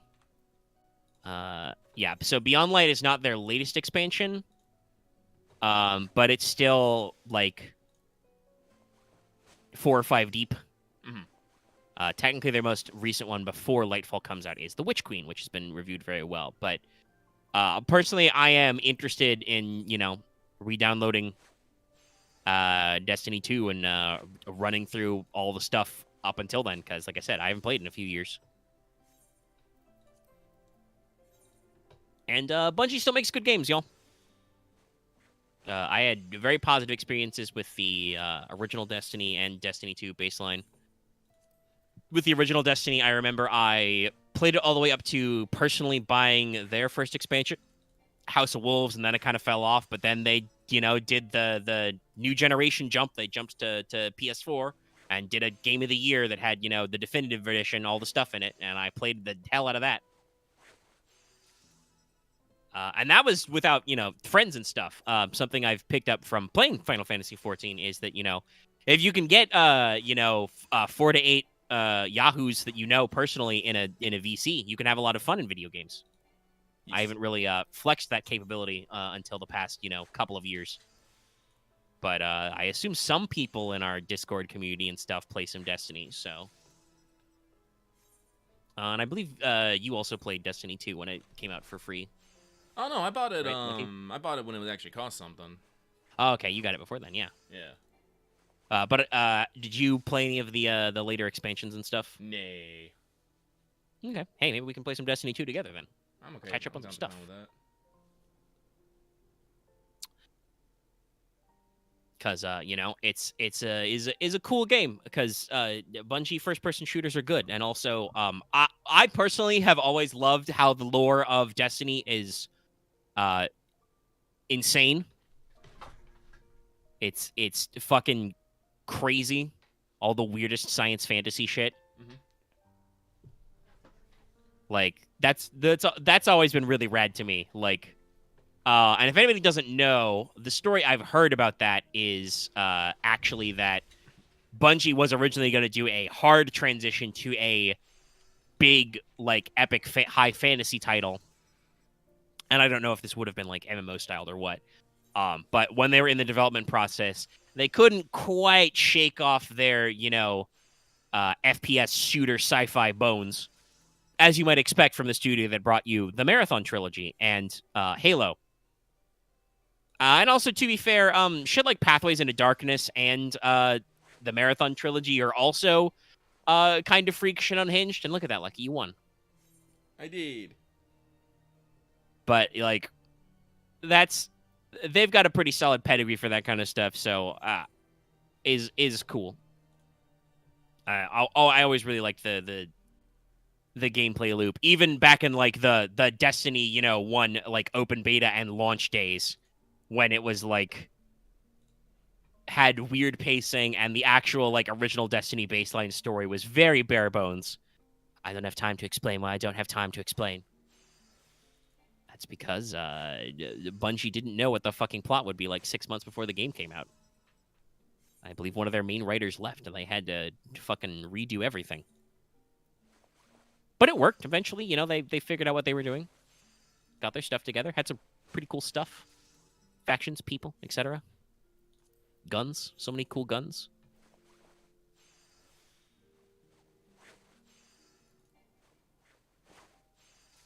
That's definitely something I think that a little more proactive games, like obviously Final Fantasy XIV, there's some really cool weapons you can get in terms of like looks, but obviously that a decent number of that stuff just ends up going in your glams because it doesn't. The only thing that I think matters a lot with weapons is just what's your item level here. Pretty much. There's some stuff you can swap around with like materia, but a lot of it is about getting your coherent drip. Whereas with and it's a classic MMO type game, so there's countdowns and cooldowns and stuff. I don't necessarily think it would be for the game's benefit if it was really fidgety with weapon special effects and stuff. Like even if some of that is classic for Final Fantasy, that might get a little weird sometimes for what they got going on. But in a first-person shooter, that means you can do weird shit. Like, hey, what if I had a revolver that, shoots black holes? Okay, cool. You can do that. That's actually a thing you can do. It's probably going to be kind of finicky, but, that's a much more proactive game design.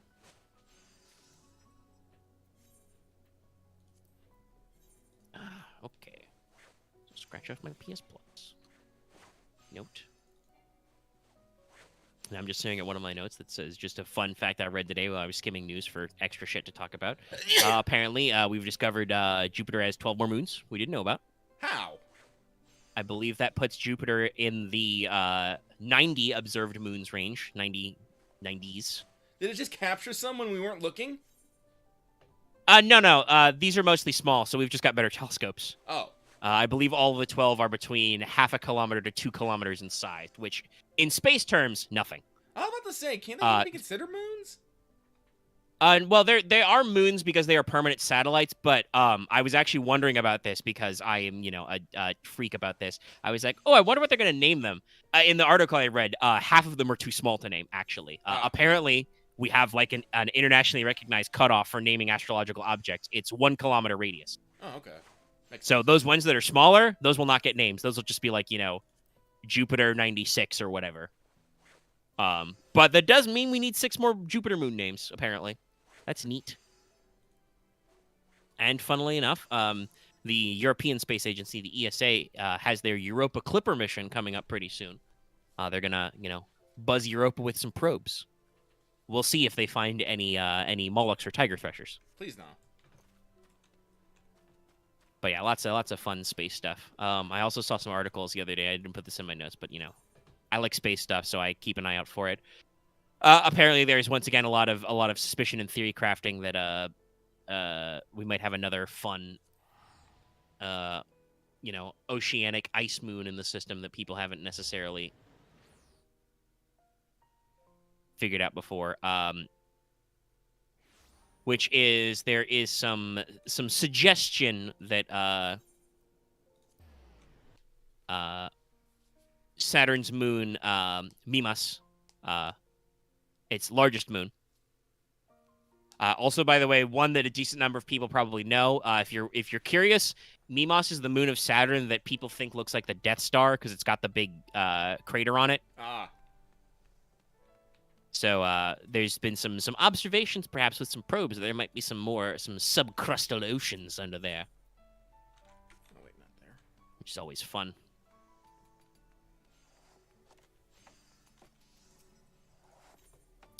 But that legendary, that's already what we name all the moons of Jupiter after. We've run through a decent number of them. We actually,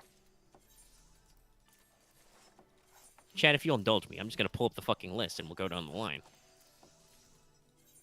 There's a lot of fun ones. Let's see. I remember, isn't it? Yeah. Like Calliope, Ganymede, Europa. Yep. There's 1, 2, 3, 4 is Io, Europa. Actually, it is Io. Okay. Thank you for putting the pronunciation guide right next to this Wikipedia. It is Io. Okay, thanks. I've heard that go back and forth. Europa, Ganymede, Callisto. Yeah, there's also Metis, Adrastea, Amalthea, Thebe. Let's see. There's Themisto. Not familiar with that one. There's not a very good picture of this, but let's see. Let's go down the line. There's Leda, Ursa, Himalaya, Pandia, Lysithea, Elara, Dia. There's a couple more in this block that are unnamed. Oh, I missed it. Okay. There's a Carpo, a Valetudo, a Eupori? That's a weird name. Euphemi, God damn it, I missed it again. Nuanthe, Harpaliake, Orthisi, Heliki, Praxidike. That's a great name. What the fuck is the source of that one? I like that one. Praxidike. Yay.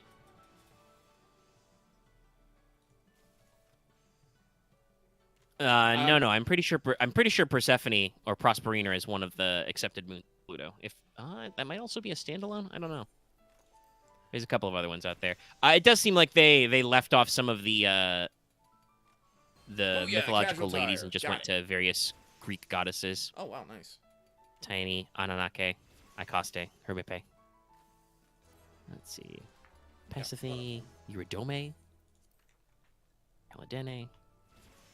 Calamari. Kalki. It could be at this point. Arche, Tagate, Carme, Harse. There's a lot of A's. Hey.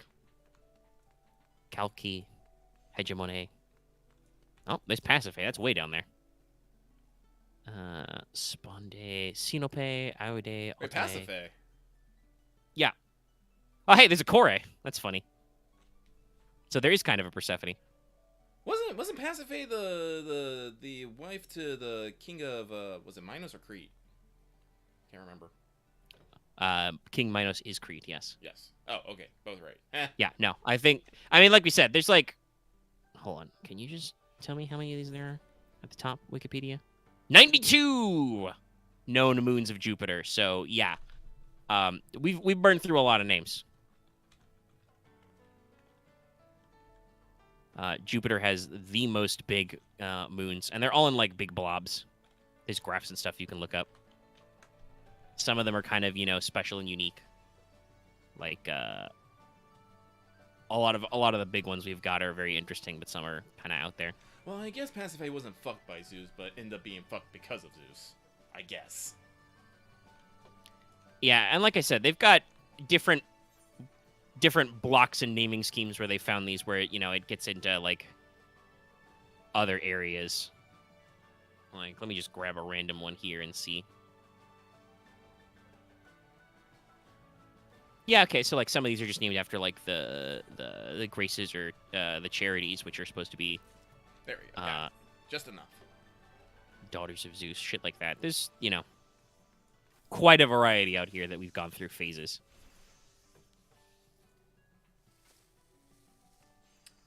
All right, where am I going? Saturn has 83 moons. Jesus.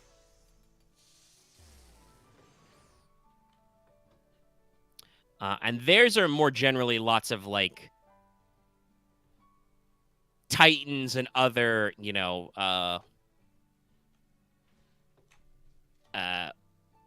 older generations of gods. Like, that includes, Pan, Daphnis, Atlas, Prometheus, Pandora. Those are all moons. Janus, Mimas, obviously I talked about. Tethys. Titan is very famous. Rhea is a moon of Saturn. Iapetus, Hyperion. And then at some point we just started throwing out Norse names. Not sure when that shift happened, but there's a few of these in here. Skull. Narvi. It might have been who discovered them. Hati. Yeah, I guess we just decided that Norse names are okay for Saturn after a while. Oh, there's a Fenrir and a Surtur. And a Ymir. That's I bet they're... I think they're going with the same theme of Titans to Giants. Yeah. Makes sense because they... You know, like I said, there's 83 of these fuckers. I would say to be careful not to burn through all our cool names in our own solar system because there is a non-zero chance we will end up in other solar systems and have to come up with new fucking names. One day we're just going to collide. Let's see here.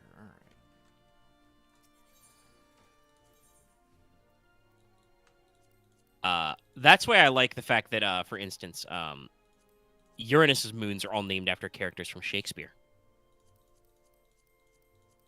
There is a Titania and Oberon. Ariel is the biggest one. Miranda. There's a Puck and a Mab. Juliet, Desdemona, Cordelia, Ophelia. Margaret. There is a Prospero. There's a Sycorax. That's a fun one.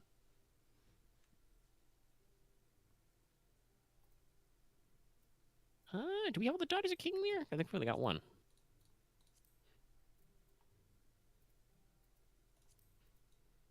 There's already a Caliban.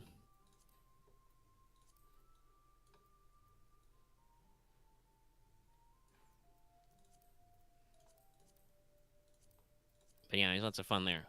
And what's the naming scheme for... I need to die. That's what I need. Scrolling.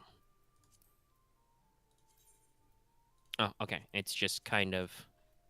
Okay, interesting. Watery. Watery gods and goddesses, because there's like the biggest moon of Neptune is Triton, then there's Nereid, there's Naiad, there's Thalassa, Larissa, Hippocamp. That's pretty fucking black. Galatea. Proteus. It's a fun one. Yeah, so they're just named after usually Nereids, sea nymphs and stuff. Or ocean deities.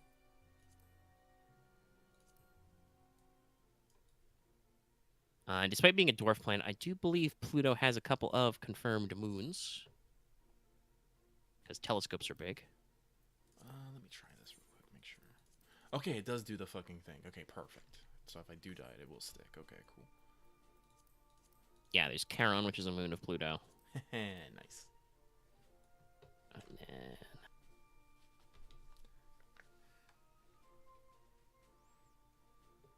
Oops, no. Look at that. Alrighty. Yeah, so we've got Charon's the big one, but then they've got smaller satellites as well. So there is Styx, Nyx, Kerberos, and Hydra.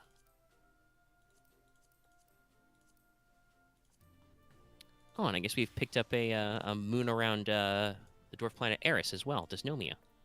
Neat. All of these are very tiny and very far away, but it's very cool. Okay. Space is cool. Alrighty. Alright, that mission accomplished. Now I need to make up the 400k that I've spent. I cry eternal.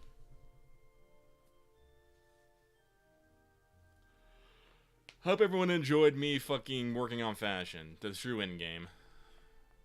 It do be like that.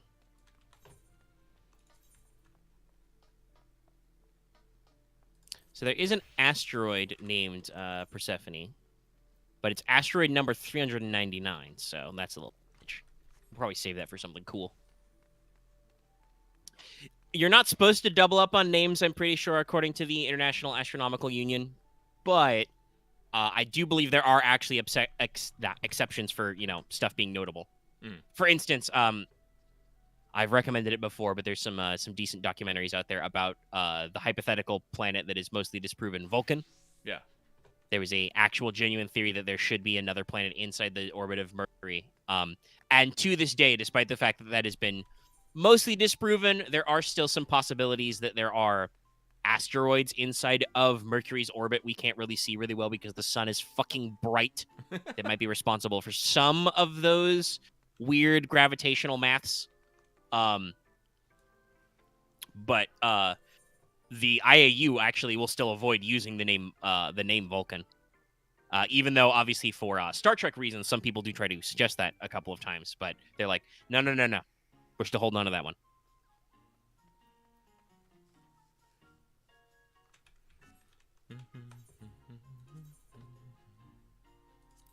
But yes, the naming conventions and stuff are pretty fun, especially as we continue to find more shit. There's so many trans-Newtonian objects. Some fucking far-ass shit out there. But, okay. Let's see. What else we got? My notes are getting pretty slim. Slim Jim. Slim Jim. Snap into it. I do want to say, just to wrap up some stuff, and maybe dovetail if we want to talk a little bit about Gensekai or not. I am working hard on things. You should go watch the latest AP. We're having a lot of fun right now. We are having a lot of fun. I think a lot of, let's see, we've been 17 sessions. I think that, that number and the EXP level we're at, which is around 300-ish, people are starting to really, really gel as their characters. There's still some growing pains for people and, mechanical growing pains. Axe, for instance, very recently picked up the ability to spellcast, and so he had to go through the quest all of you have gone through of, figuring out, what can I do now? And then, not just what can I do, but also, what can I actually roll enough dice to do? The spellcaster's lament. I'm pretty sure it took Dallas a few level ups before he could do the thing where he summons an ice drake. Which is still pretty baller, but takes some effort. But yeah, we're having fun. Yeah, I bet. Listen, well, you've got what, Primal 1? I roll fucking 3 yellow, 2 greens, and I still sometimes will just botch a fucking average or hard check. I'm just like, why is my life like this?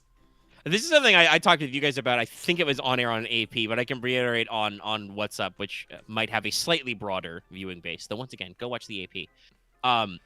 Where I was digging around for, double checking some stuff with spellcasting and spellcasting talents and things, and there is actually a decent block of people who apparently think that by default, the magic system has too much freedom and that you need to, limit the amount of spells and extras people have access to by gating them behind talents and things. And I'm just like,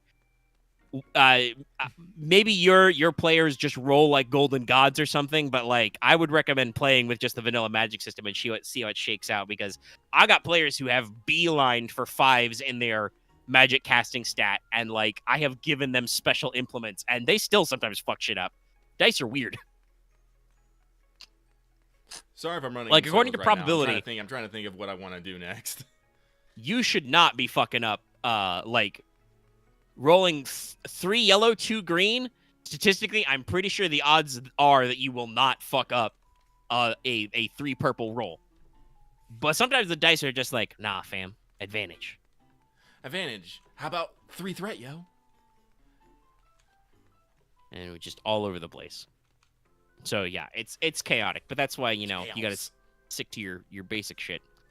But like I said, to kind of preface if there's anything further there we wanted to dig into, I have once again been really digging. The second season of Critical Role's Legends of Vox Machina is coming out. They're doing 3 episodes every, technically Thursday at midnight, so Friday-ish. When it just becomes Friday on the East Coast, you can access it on Amazon Prime. And just in general, it's got a really good vibe. There are articles coming out about how how it's very different than a lot of adaptation these days, because all the members of Critical Role are all executive producers and heavily invested in the process of adapting it. some more than others. Like obviously, not everybody is in the writers' room all the time, but they have a lot of influence over their own personal character, like writing and backstory and stuff, and can all talk to each other. So it's a very faithful adaptation, though there are obviously some adaptations to compress 4 hours a week for 100 weeks worth of actual plays into 30-minute episodes. But in general, it really captures a lot of the character vibes, and sometimes it lets them take kind of second passes on stuff. And just in general, it's really, really good. The primary animation studio is Studio Titmouse, who are responsible for let's see, is it both series of Avatar? Let me pull up their filmography.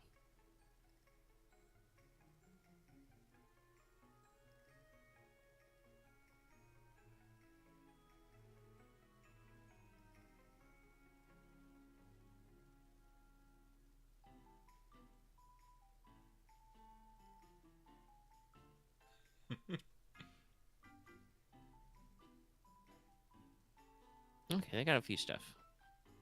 Oh shit. They did some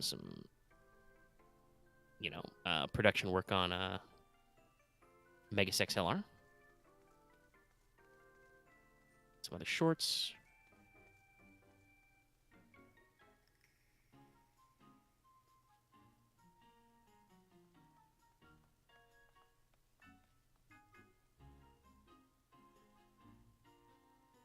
Sorry, I'm just going through their filmography. Yeah, they've got a few things out there, and they do a lot of really high quality work and like cross work with some other studios. So I am assuming that Amazon is being very free flowing with the money, because the production values are really good, and obviously like they get to have a lot of fun with their stuff. But like just. They have really good animation and choreo and all the extra shit, and like a lot of those guys in the crit roll team, did a lot of anime roles. So I think it's safe to say they're fans. So like, sometimes there's some very trigger ass explosions in the show. Mm-hmm. Big blocky stars and whiteouts, shit like that. They'll do a lot of playing with like lighting and like shiny glasses and shit. Like. It's very well done, and obviously all of the actors in it are fairly well experienced at this. They've been doing these roles for a long time. Both they've been acting and also they did these character roles for several years of practice. It says a lot when you, like I said, you get to play a D&D campaign for like 2 or 3 years, worth of improv 4 hours at a time every week, and then you turn that into a fucking scripted TV show. Mm-hmm. But it's just in general really well made, and I like it a lot for how they managed to like write around trademarks with D&D and visualize a lot of stuff. And they kind of capture a lot of the decent vibes of like the characters and their different classes, but they also like can still do different things and kind of simplify it. Like one of the main characters is playing a druid. And if y'all haven't played D&D in a while, druids are weird. I don't know how Wizards decides how like the druid spell list works. Bless you, by the way. Thank you. But like in the actual storyline, the way they do with this character of Keyleth is like, okay, she can do the druid shapeshift. She has vaguely defined elemental magical powers. She's from a tribe of druids. Who are called her homeland is the Air Ashari, the Air tribe. Yes, there were some Avatar influences. It went so far as to they cast Janet Varney, who played Korra, to be Keyleth's mom in a flashback. Casting, by the way, for this show is unhinged. They got David Tennant to play a dragon in season 1, and now Lance Reddick is a big bad dragon in season 2. In the last batch of episodes that came out this week, they're in the Fey realm, the Fey plane, and some of the characters get high on some magic mushrooms, and so Vex, Laura Bailey's character, is a ranger with a bear companion, so she gets super high and hallucinates Trinket the bear talking to her for like a 5-minute sequence. You know who they got to do the voice cameo for that? Fucking Cheech Marin. Of course they did. Of course they did for a drug trip. Yeah, and like I said, it's like 5 minutes. Like it's again, God knows how much money Amazon is giving them. And it's a lot, by the way. To follow up on this, Amazon has signed an exclusive multi-year deal. They are working on a 3rd season of Vox Machina, and there's going to be an animated adaptation of the Mighty Nine, their 2nd campaign. So, like, they're going at their...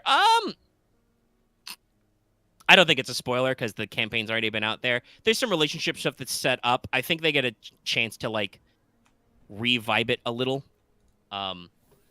They're setting up some future shit, but also they get to, like, actually take a second crack at some of this stuff.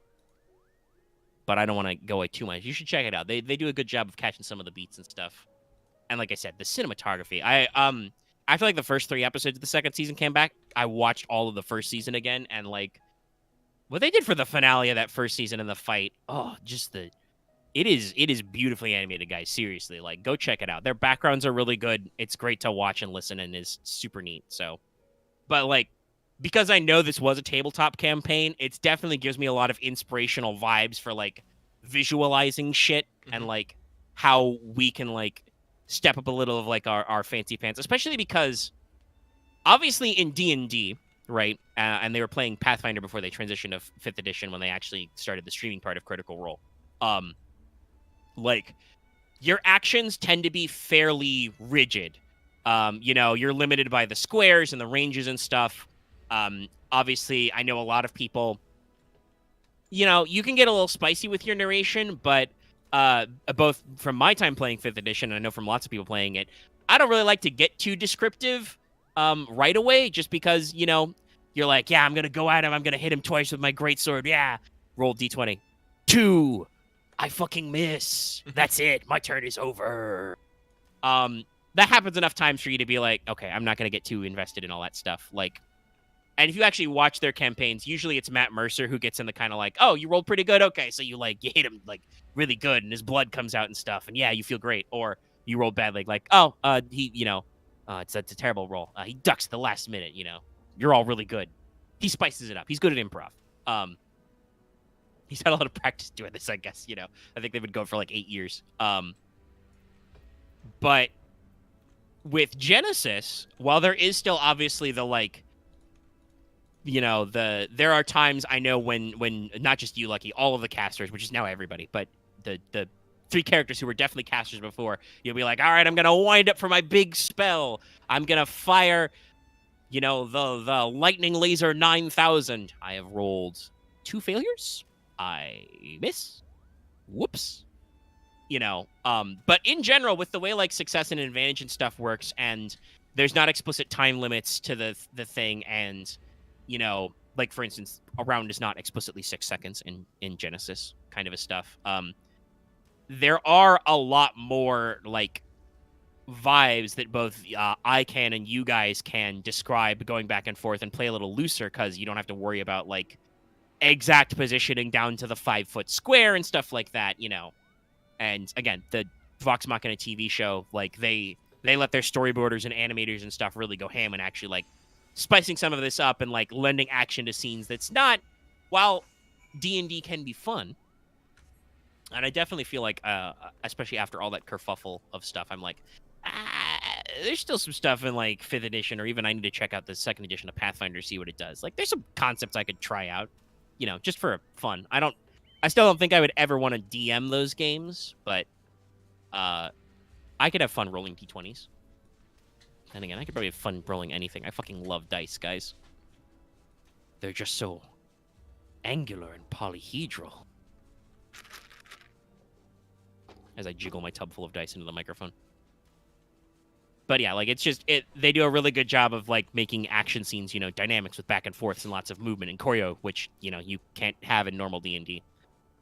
But in games that are not so rigid in their action economies and, like, proscriptive in how you move around and shit, you can have a little fun. So I've just been kind of experiencing a lot of vibes of inspiration for Gensekai lately.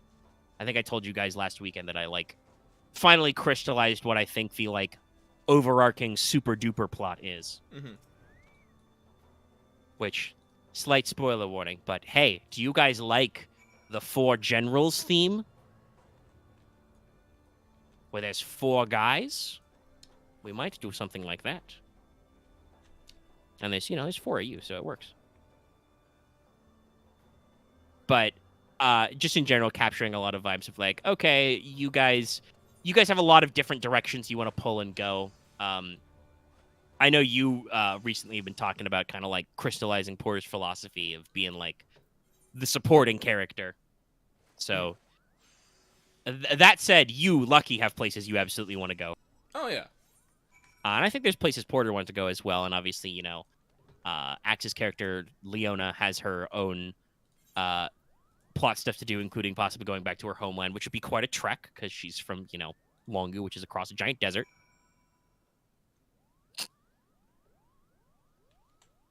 I mean, there's lots of... We can stack up some fucking Scrublord shit.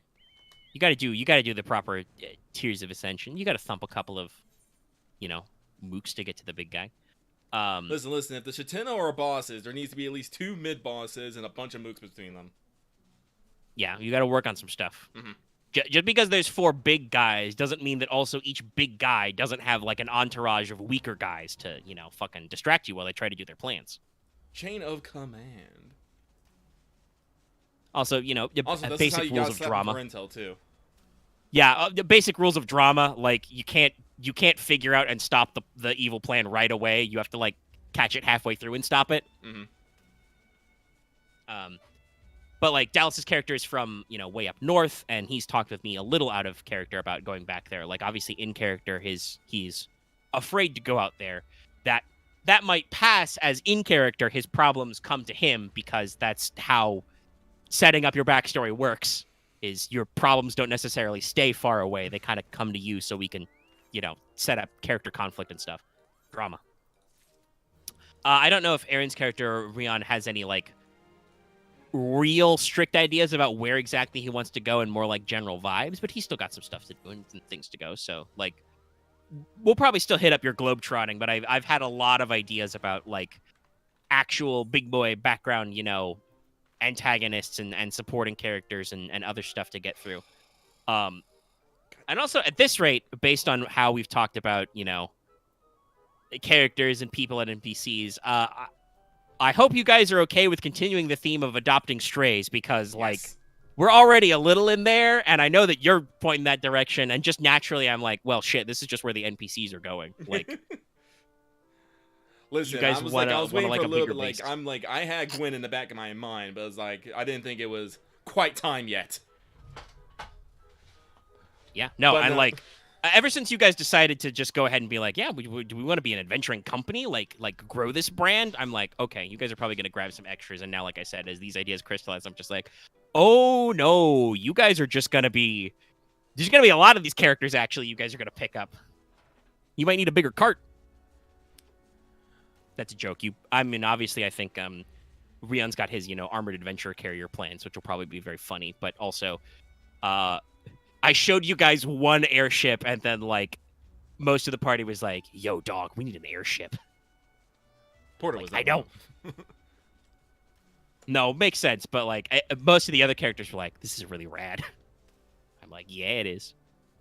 I still remember when you guys had your big discussion about getting a flying island. So I still want a flying island. On. I know. Like I said, I'm working. I might have to kind of tug you guys into some new areas to make it work for setup, but I can easily do that. Well, like I said, I'm in no rush to I'm in no rush to pick up tchotchkes. Like I like tchotchkes, but I think it's very good to like work on things because like man, I can tell you, man, my wish list just only grows. Like because you actually continue on like you've been working on demons and whatnot, and you were talking about demons and high demons, and I was like, isn't there a thing to capture demons? And I looked like spirit bottle. I'm all like, yes. Yeah, there's a spirit Pokeball. Yeah, and I'm just like, am I gonna use this to capture succubus and other monster girls? Yes, clearly. Why? Yeah, because why not? Oh, and I can totally make that work. I mean, and I think I said this, but if I didn't, it's not like a big spoiler. Like when I worked through the Dream Demon stat line, I'm like, oh, I really like this stat line. I need to work this into something. Oh yeah, no, it's really good. It's a really good social rogue build. I was looking at, it, I'm like no, and that's the fun of designing adversaries. Like some of these are like, haha, I'm gonna beat you up with this guy. Like designing funny things like bloody demons and the frost demons and stuff. It's like this will be a fun little challenge fight. Mm-hmm. And then there are other times where I'm like, Okay, so this is the stat line I want for the fluff. I don't actually know if this would be a challenge for you guys. I'd have to like work it in. There's you guys are sometimes a little spicy, but not full spice. Dallas did actually go down last fight, so I think the Demon Gator into the Plague Demon fight that worked out pretty well balance wise. That was sufficiently challenging and stressful for everybody. It was a little scary, yes. Yeah, but like I've had a decent number of fun. I'm still sketching away, and then there's more. But I'm actually getting pretty close to filling out the my planned adversary list so far, which is fun because just for workflow whatever reasons, like some stuff has ended at the bottom. Like it's you guys got your early taste because I did work some goblins in before I actually like have committed to overall like fluff and static floating stats to them, like what their generic stuff is. But we got a little taste of that in there early, and then as players you were like, nah, I don't want to fuck with that. Like, okay, those first wave of goblins, they were pretty scrub lord, but like you're saying there might be like a lot of goblins. Let's go someplace else, man. I want to go on a sightseeing tour. Are we gonna cross back over Blue Bridge and find out that they're under a goblin invasion? Probably not, but if you do guys end up going straight north, I might bring that one back for just some tie-in stuff. Well, I mean, that's another thing I always like about like games like that. That's like, games don't exist in the vacuum. If you do not engage in a problem, either someone else has to, which could have its own complications, or the problem continues to grow at its own pace, which can come back to bite you. Depending on how overall the time scheme goes, that can easily turn into like, oh yeah, there was a thing, and then other people had, like you said, other people had to deal with it, or but maybe there's still like lingering stuff out there. Mm-hmm. And at the very least, we can work on simple callbacks and things to harken to other stuff. But yeah, it just kind of ended up that you guys haven't really been dealing like directly with Forces of Darkness stuff until, oddly enough, this adventure where again, I've thrown in hints and little bits of like various demon cults and like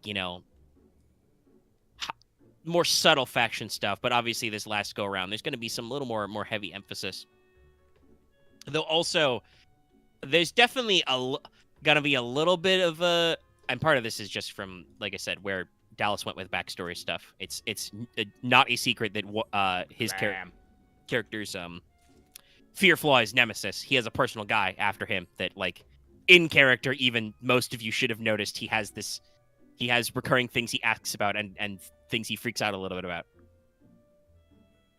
Nobody has yet cornered him to explain his entire backstory. I don't think we know. Mostly because I'm not going to say you guys don't like Mortis, but I feel like you just kind of take Mortis as Mortis is. Well, yeah. Well, nobody feels a real need to be like, Mortis, what's your deal? You're just like, that's Mortis's deal. That's what he's like. Well, yeah. When you're hanging around with, like, how tall is he? Like 7 foot, 8 foot? Yeah, he's a tall boy. But like flesh golem, you just already feel like whatever he's involved in is probably needlessly complicated. It is kind of needlessly complicated. See? And it's just better just to take things as it goes. I mean, that's Porter's. I mean, that is generally Porter's philosophy. He doesn't stress about a lot of things unless it's involved in, dire circumstances. Yeah. But yeah, it kind of like works together. So there's sub themes you may be noticing coming up where, like, on the one hand we're working on like, oh wow, there are actual real big bad nega bad forces out there causing problems. Demons are real, yo, and they are usually not good. This is a thing I actually put in a sidebar later because there's some concepts and introduced in some stuff like the Keyforge setting book they bill it as a kitchen sink science fantasy. The setting was designed for a procedurally generated card game, so it's all over the place. You've got dinosaur people fighting psychic Martians, fighting swamp witches and stuff like that. Sounds like science fiction space knights. So in that book, they do have the concept of demons as a faction in the Keyforge setting as, like, negative forces who enjoy negative emotions and stuff. And in that, I think to make them more like eldritch and uncanny, they have this demon trait, which is just like hey, social roles against these guys, they just fail. You cannot deal with them. You can't bargain with them. They're supposed to be creepy and weird. And I kind of like that, but I feel like overall it's a little too much of a blanket rule. Because if people don't understand, and to remind my players as well, the category of social skills is actually pretty diverse. That includes not only the normal stuff you'd expect, like charm, coercion, leadership, etc., but like negotiations on that list. I'm pretty sure deception counts, stuff like that. Yeah. So there's some weirdness there that wouldn't work as a universal rule the way Gensakai is set up. And even then, I added a sidebar to basically be like, okay, the GM can choose to selectively employ this rule for certain situations. The general idea with, and I broke it out into two. One is just you add a failure to social attempts, because I do actually kind of want to emphasize demons are supposed to be pretty weird. They've got a lot of moon logic going on. They're not mortal, so they don't care about mortal things. While I would argue that most demons and archdemons in Gensakai's backstory and stuff are supposed to be more like lawful evil leaning. Like generally they want to take over and control creation. Yeah. Some of them are more chaotic and like crazy pants, doing for shits and giggles. And some are honestly, like I said, more in the classic D&D sense, neutral evil leaning.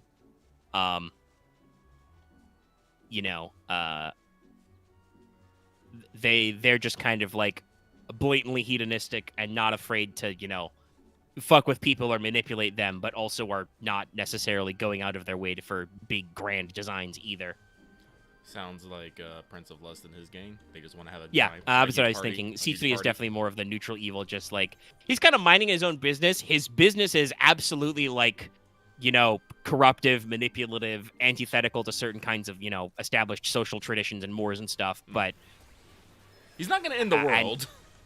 And he's certainly not afraid to, like, as I said, fuck your shit up. Mm-hmm. Pun possibly intended. But as you just said, he's not really out there to, like, take over the world. He's just kind of living his demonic best life. He's pretty laid back. Whereas some of the others are much more into, like, hey, my active plan to take over creation is I'm just going to spread necromancy everywhere, and we're just going to have the undead outweigh the living, and then we win. And everybody's like, Gap, this is a terrible plan. Skeletons suck. And he's like, you know what your problem is? Not using enough skeletons. I was like, your problem is you have too much flesh on your bones. You need to get rid of that. Let me help you. More skeletons. And then just attempts to scour your flesh from your bones. Yeah. So, like, that's the there's a breadth of vibes, and I do want it to be difficult to take that angle, but not necessarily impossible, because there's lots of tropes and stuff out there.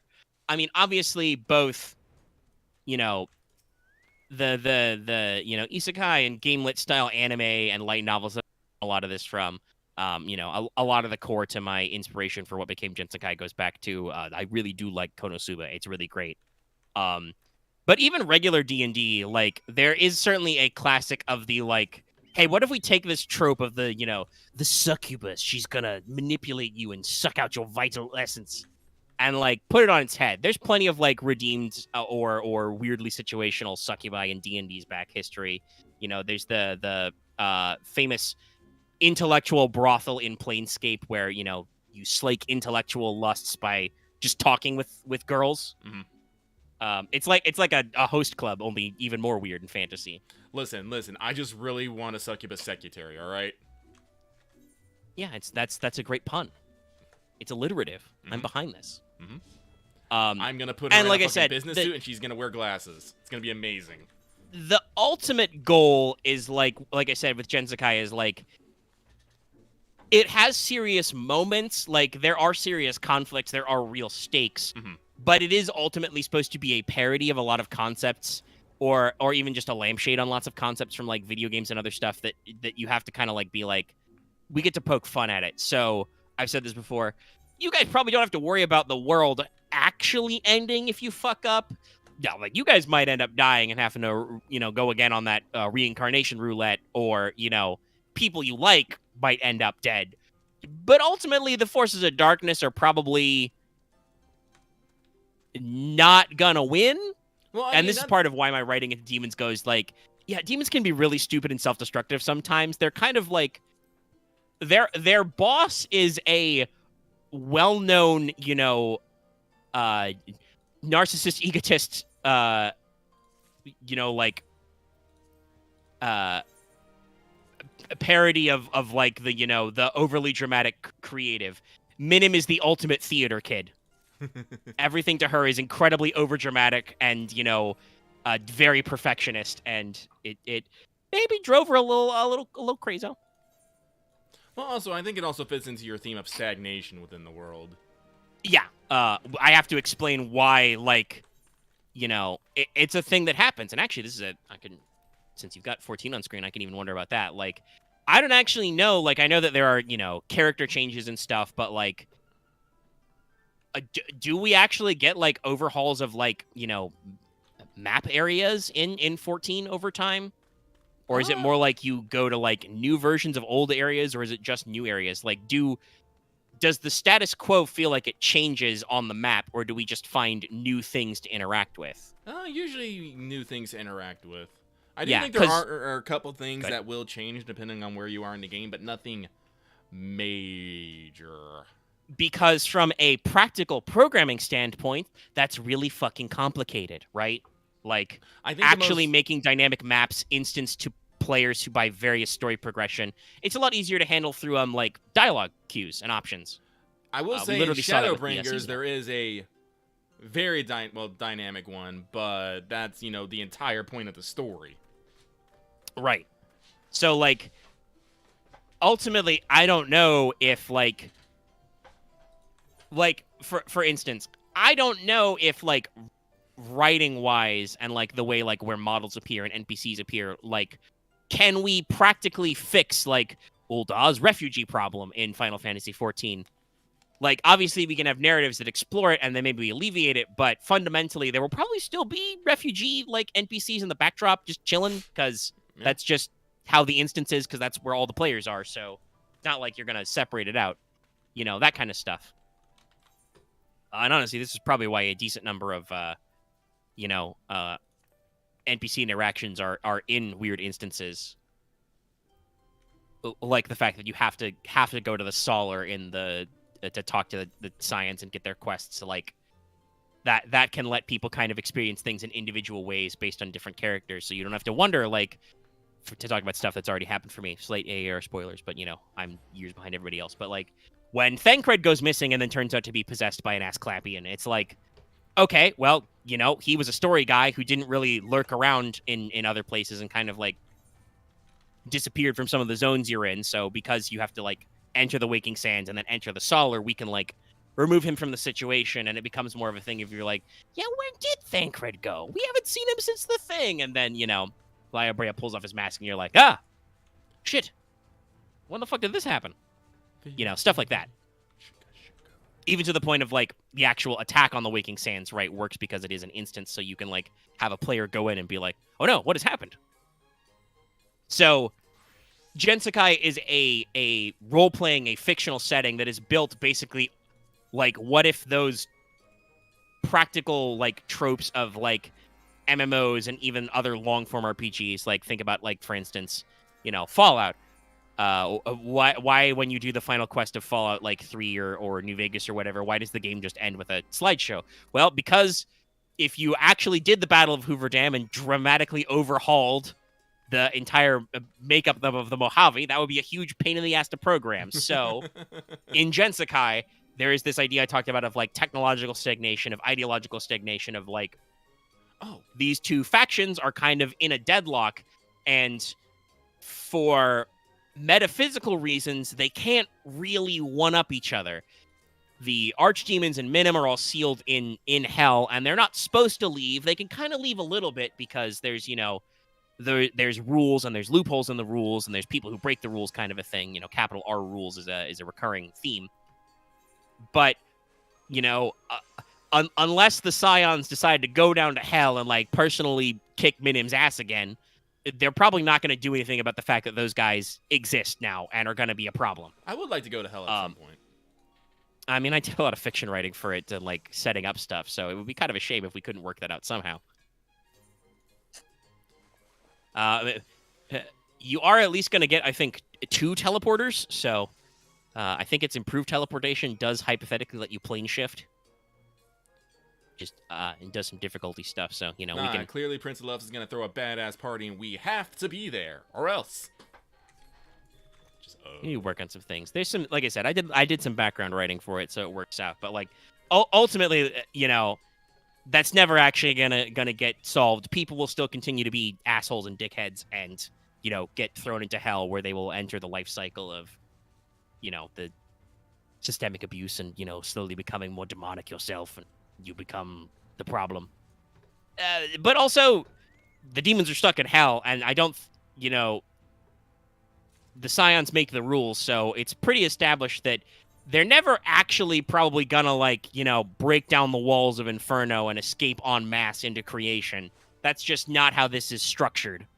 So their own plans are probably also never going to take off. So we're just kind of stuck in a stalemate where there's lots of factions going on and there's lots of fighting, but people keep on keeping on. And so it doesn't really go anywhere.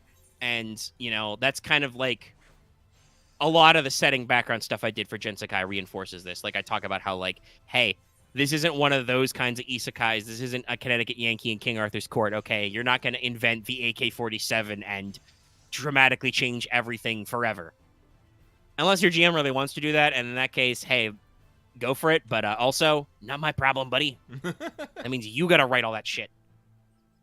And I even put this when writing the hypothetical notes for how to play, player characters as more mobs or monstrous type, species, because that's another long recurring trope in isekais now. There's loads that are like that.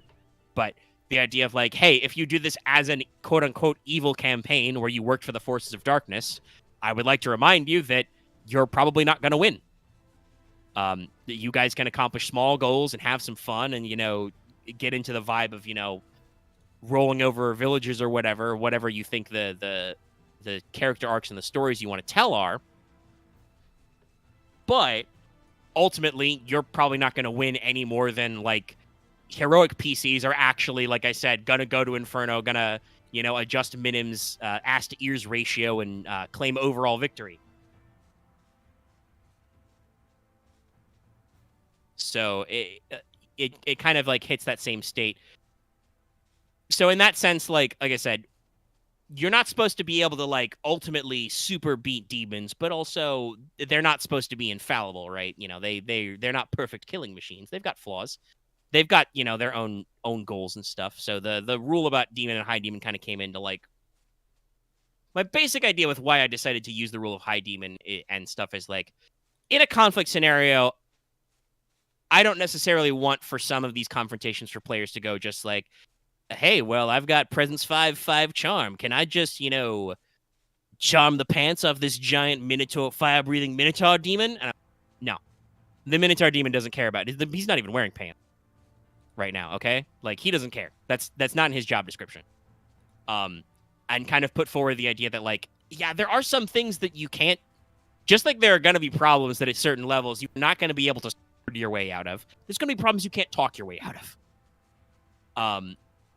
But also, like I said, I wrote this extra description on that, which again, I don't know if you've read or not because I did it in the middle of the night as usual and backfilled it in earlier. But talking about how, in general, as a GM, you can ignore some of these rules for more open-ended stuff. And in general, obviously because social skill is very broad, I talked about some circumstances. In general, demons are probably not going to be very receptive to the classical arguments of charm, coercion, leadership, etc. They're not really vibing with that. You're not their boss. No. They're pure social grace and goodwill is not necessarily going to win them over, and nor necessarily will be able to bully all of them. Some of them were designed to be unbullyable. But there's definitely open-ended stuff for negotiation. Deals with demons and devils is a very classic thing in these kinds of scenarios. Mm-hmm. And I, put the warning there that remember, these are demons. If you're rolling negotiation checks to make an actual check out of it and to try and reach a compromise, what the demon wants is probably not going to be very nice. It's probably not going to be very easy for you, and it might be immoral. but you can try, and you might be able to get the better of them. Similarly, I kind of threw it up in the air of like GM's discretion on if deception works or not. Like, on the one hand, plenty of demons are master manipulators, you know? They're going to see a lie a mile off, and you're not going to beat them at a lie. But I think in general, I wrote a statement that you should always take. This is just my personal GM's advice here. You should always take this, but I made sure to make an explicit note in this paragraph block for future readers and myself. Don't let these rules get in the way of good role-playing. Oh, yeah. If you got a player who comes up with a really fun or funny lie to tell a demon to try and get them out, you fucking let them roll the dice and see what happens.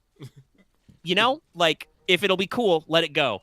But if it's just like trying to... You actually asked this about the spirit bottle. If it's trying to ROLL play versus ROLE play your way out of problems, the rules are designed to be like, no. If you're just going to try and roll dice and solve this problem, that's not how this works. Yeah.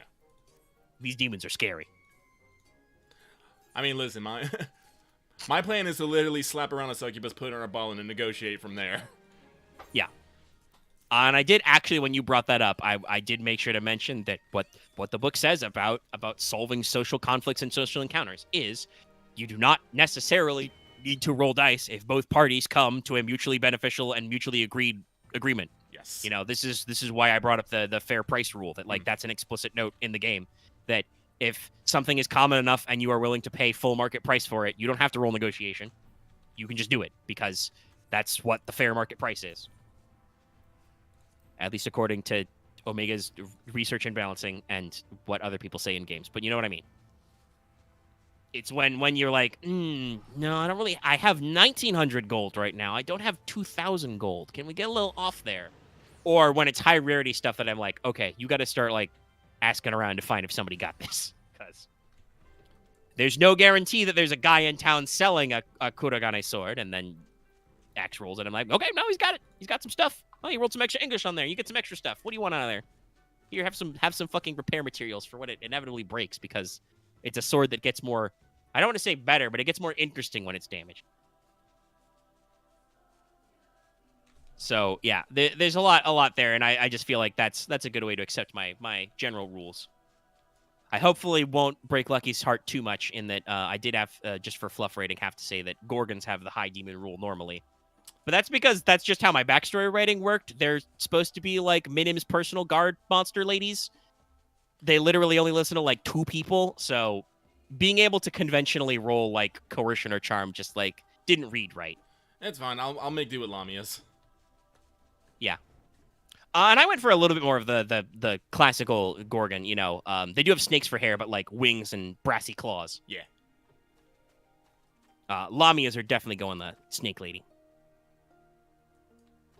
I'm only slightly crushed. Listen, I am not expecting me to be able to go up and get the monster girl every time. You might be literally crushed because Gorgons are, you know, hewn from stone. Yeah. But and there's a lot of fun stuff, and I've done some drifts of, you know, some of my original plans and stuff as I was working through. I've cut some stuff, added some stuff. Whoops. I've got, you know, as much as I liked with the demons to lean into some of my classic, you know, mythological and D&D monster roots. Like, you know, we do have Lamias, we got chaos sirens. today. No, I hate chaos. Sometimes it's just the luck of the draw. But yeah, there's you know, some of my classics. There's also some you know, more traditional demonic stuff. Some have taken some inspiration from some D&D stuff. Some is looser. I could say that I didn't quite manage to work out the best way mechanically to do the funny thing like Fantasy Flight's 40k RPGs with the Khorne Bloodletter daemons, who are like immune to all the negative penalties of blood, including if you make a blood slick. But the bloody demon is you know, a really tall guy, demon guy, who's like looks like he's got no skin. He's just bare, you know, slightly slick muscle and has a giant sword and does blood stuff. And honestly, you know, there's a lot of playtesting going on. The game is definitely not in a dunzo state. Like, even through like you guys just talking to me through stuff, I have, you know, continued to like get in there and work on some different extras and back and forth. Like there's been some slight overhauls to magic and stuff. Because in general, you're a healer. That's kind of your thing. Your starting class was white hat. Yep. So white mage. And there have definitely been some weirdness with the heal spell rules as written. Yes, where I did. They do scale with success at least. Yes, that's nice. But they only scale with success. It's very similar to just rolling raw medicine checks and stuff. And there was no real way to make it better. Obviously, if you're trying to do just a basic heal, that's very simple. You know, it starts at easy. Yeah. But it's definitely the kind of thing where as your guys' wound thresholds get bigger and as your enemies get tougher, it was not necessarily scaling very well with you. Well, the thing was about it was that heal has very few effects, and it only has one implement that affects it. And the holy symbol only gives you a +2. Now, if you're going on the average of, you're only going to probably, like I think on average, the game expects you to get probably between 1 and 3 successes on your checks, plus whatever else. So you're only going to be healing, 3 to 5, which for, low end characters, that could be half their health, but for higher end characters, that can end up being a third to a quarter of their health. Which for Mortis, that already is about there. Yeah. He picked a couple of tanky classes, so he's got a decent amount of toughen. He's like wounds 16 or 17 right now, I think. So, as the game progresses, like you were saying, enemies are gonna be able to just start fucking slapping the ever living fuck out of you. Like, we have PCs right now who can bypass 5 points of soak and still do another 10 points of damage on top of that. Yeah. For instance, Rian he's your black mage. On the other hand, he is built to be a nuker. If he goes balls out, which he can't do all the time because it really eats into his strain, but if he goes balls out, he can really put the hurt on some guys. I think he said that he can do base damage 16 with one of his spells if he's going all out. Yeah. So now he can't do that all the time. But that's a pretty big nuke. And again, remember, like he just said, you're probably generating 3 to 5 successes on this, plus some bonuses. So you're not really healing a lot overall compared to that 16. Yeah, so this was something I was definitely griping about the other day when I was working on my spells. Yeah, and I took it in stride. I know some people try to... I feel like there's a little bit of over-concern sometimes with how accessible certain things should be. Strictly speaking, in general, the game kind of has a rule with Magic that Magic should not outright replace your normal skill rolling if you decide to just do skill points. So the heal spell is like a medicine check. It's very similar to a default medicine check. It even says it is like it in the rules. Though obviously you have to use your magic casting skill, but you have to take 2 strain after. The benefit of Magic is you get to kind of flex these things narratively. You don't have to carry a medical kit to use the heal spell. And also, when you can heal, there's, 5 or 6 other spells you can cast that are all very useful. Whereas a medical character will not necessarily be that way. But also, there's a lot of talents to make you better at default healing. There's the surgeon talent and the physician talents to kind of scale up how much you're healing. There's the apothecary, I think, is the one that makes natural rest better. Oh, and that one's really good. I think anyone I take care of will heal an additional 4 overnight. Yeah. Yeah. We're not quite to D&D levels where if you take a long rest, you magically fix all your damage. But, if you're out of healing juice for whatever reason and you guys don't want to burn through potions, which, by the way, start at 5 default. They do descend over repeated uses, but they're, let's see. They're not that expensive. They're not that expensive. It starts at 5, and then it's 4, so that's 9. Then it's 12, 2. So it's 15. You can heal a maximum of 15 wounds per day if you used all 5 of your health potion uses, which would be a lot. There are also, however, talents that enhance that too, which I believe you've got some access to.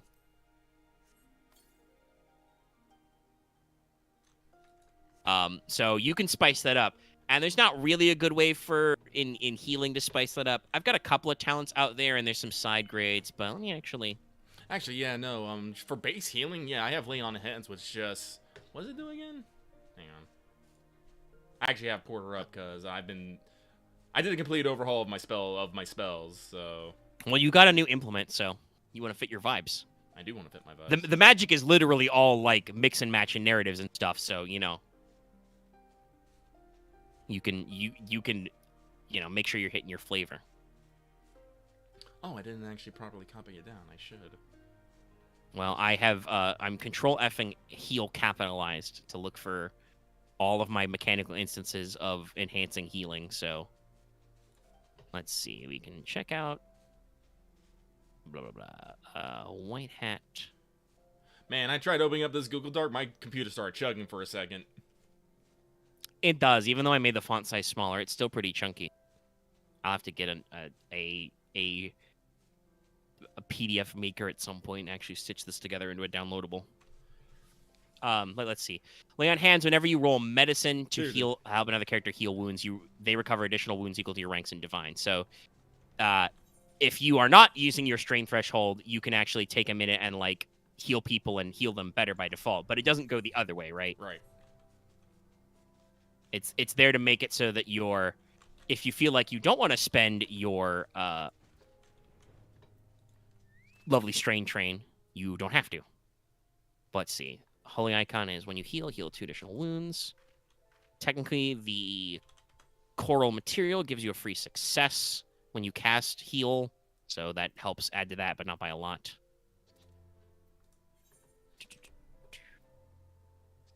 They're also healing herb consumables, which make medicine checks better.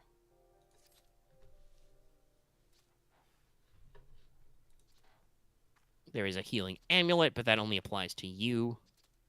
Whenever your character heals wounds or strain, heal +1. Increase your wound threshold by 2.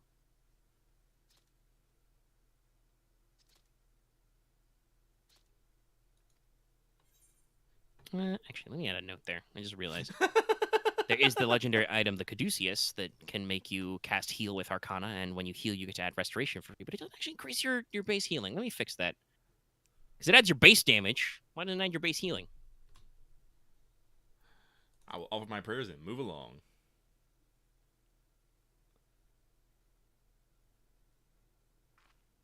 Bye! Again, this is why it's in beta. I get to relook over stuff and be like, okay.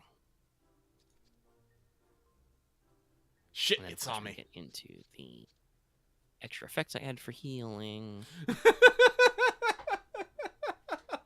What's up? This text. How unfair of you to assume that aiding me would lead you to undertake a series of arduous quests. I assure you that I only require your assistance this once. Uh-huh. Yeah. Sure. Yeah, so obviously I do a lot of my own work in this, but I have just scanned my entire own Genesis document, and the amount of items that increase your healing with the heal spell is now 2. And it was 1 until I added one of those. So yeah, it seems like that's not very common. And again, I understand why. I do feel like at times Genesis, rather than the Star Wars system, kind of leans on the more cautious side of balance and leave it to GMs to like spice it up a little bit. Because obviously, if you're designing your own setting and stuff and items, you can do whatever you want as a GM. Mm-hmm. But yeah, so I ended up adding extra effects to healing. And it made sense logically. I've, mined several other, documents that are out there under the Genesis Foundry for ideas. Some people have had some interesting concepts for adding spell effects and things. I already had a verse-only healing effect, because bards can heal, which was if you heal another character, you heal 1 wound, so kind of like bouncing back and forth a little bit. Good for your action economy. Not a lot, but, a little extra energy. And I had also... I don't know if it was something we explicitly talked about, or I was just thinking about, like, game design and, like, Final Fantasy XIV and other MMOs and other games like that, because there was no way to do heal over time. I think it was a conversation with Dallas about something. I don't remember exactly, though. Yeah, sometimes Brain Blast shit just happens. Like, just the other day, Axe was talking about something with some of the stuff I was doing with, like, Conjure, and I was just like, yeah, it's interesting. Wait a minute, hold on, I've got an idea. That sent my brain through a brain blast down a path, and that turned into getting a new effect for Augment to make people's weapons better and make their damage magical. Because that does matter, because I use the ghostly trait a lot, which is you take half damage before soak unless your attacks are magic. There are quite a few like weirdly intangible enemies you can fight. So I was like, that's good. Let's put a solution to that. But yeah, so I added a regenerate effect, which we haven't really beta tested, but does exist. It gives the opportunity to specifically, let me see. I think it's in addition to your normal healing effect. Good old verbiage. Let's see, regeneration. Yeah, it's a +2, but at the start of the target's next turn, they make a simple discipline or resilience check. Their choice. As an incidental, heal a number of wounds equal to success and strain equal to V. If they roll a triumph, they can do the check again at the start of the next turn. You may not combine with additional targets. So yeah, no, it's just in addition to whatever else you do with the heal, if you add 2 difficulty, you can hit them up and give them a second chance to heal, which is based on, their stats and stuff. So hopefully they can get a good chance on that. Though, like I said, I made sure not to make it, multi-targetable to avoid like just being like, okay, we all regenerate all the time. We're regenerating constantly. Okay, all right, calm down. But yeah, so there was already one, like I said, that added to Verse, the healing word effect. When you heal another character, you also heal 1 wound and 1 strain per character you heal. So if you do big area healing with like additional effect and stuff, which kind of fits Verse, the musical instrument is by default gives you additional targets for free. Image. So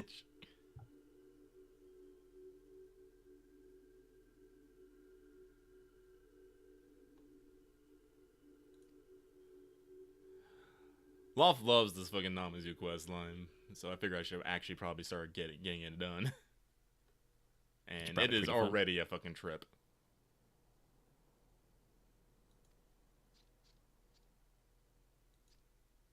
I'm noticing they have some hexes. I love that. Hexes. But yeah, so I realized that by writing a verse-only effect into heal, I was like, wait, that means there's not other like source or school specific spell effects. I can work with this. And so I did. So Divine got for +1 Revitalize. When you successfully cast all targets you are casting, heal additional wounds equal to your casting characteristic. So willpower usually. Just, a way to spice it up. Priests are one of our, like, you're literally a white hat priest that is a dedicated healer spec. It is built to heal. So giving Divine, like, the extra healing juice you would expect from, like, clerics and paladins makes sense. Yep. And then Primal, druidic type magic got Healing Rain, which lets you do a burst. You can't do additional target or range, but everybody at short of you gets the healing, except you. Everybody else at short. So you can do big cluster bombs. Boom. Well, it's because Namazu is the earthquake catfish. I don't even remember if I wrote that part when I was, like, tracking you guys being into 14. The Loth has always posted Namazu gifs. I think ever since those gifs has existed, he's been posting them. So it is a funny thing, but yeah. So I was able to work with that. And then that kind of sent me down, like I said, some lines of, like, sketching out a couple of other stuff. I just realized I was a little disappointed just because this is my, just personal preferences. But in terms of, like, talents and implements and stuff that play with it, the conjure spell is usually weighted towards the summoning of allies feature, summoning creatures, which is cool, but also it lets you summon tools and weapons. And Look at my face of just, I don't want to deal with this. I'm going to see the face. Show preview. Oh, you might have missed it. Oh, I'm the preview's way behind. Oh. I might have missed it, but I'll tab back over.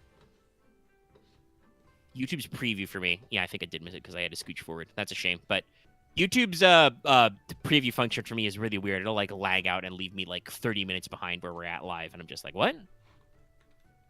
Like, small tangent here, but I did hook up my tablet, and I had to move my keyboard and mouse to the actual, tray, but I don't have a mouse pad for it, so, like, my fucking drag is all over the place. I do have 2 Azure Lane, like, titty mouse pads, but I don't want to open those. Those are for collecting, not using. Box. I need to actually, because I had bought a second Tama mat to actually use for the tray, but it's not here, and it's still lost at sea. Actually, let me double check that. Let me see. My orders. Let me double check that real quick here. Yes, that was delivered. Oh, I forgot I ordered that. Let's see. Yeah, Still running late. It do be like that. Well, I mean, if you wanted to buy just a rando Opie mouse pad, they're apparently pretty cheap on Amazon. I might.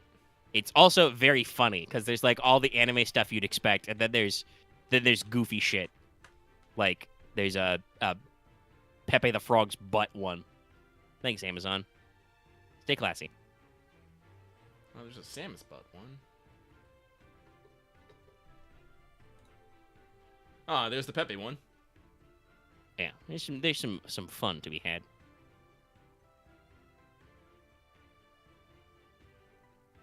Okay, that's funny enough. I'll retweet that.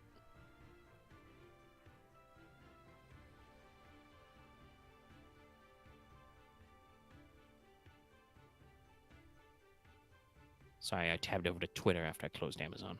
I should totally get the Slovo butt one. Screams in Poseidon. Correct. He likes many things. But yeah, so basically I was just looking at Conjure and I'm like, okay, all right, this is pretty neat, but there's literally no reason to summon a weapon normally. Like, yes, okay, you can summon a two-handed melee weapon. That's cool. Summoning tools is neat, but like, you're a caster, right? Mm-hmm. Why the fuck would you summon a weapon? You can just shoot somebody with the attack spell. Yes. Normally, unless you're diverse, but like doing close combat and just doing damage on a guy at short is probably way more efficient than just summoning a weapon. So why don't I spice this up a little? So I did. I made it so you can add quality, manipulate the qualities of the weapon. Did some other fun stuff in there. And then, like I said, that springboarded into ultimately the idea for Blessed Weapon on Augment, because I personally was kind of like, I think I talked about this in the chat. I was kind of going back and forth on whether or not you should be able to conjure ranged weapons. Because, like, on the one hand, the bound bow in Skyrim is cool. And there's lots of other, like, summonable bows in, like, anime and video games and stuff. But on the other hand, mechanically, keep it simple, stupid. That's just the attack spell, right? Yes. You can just say, my attack is I shoot a magic arrow at a guy.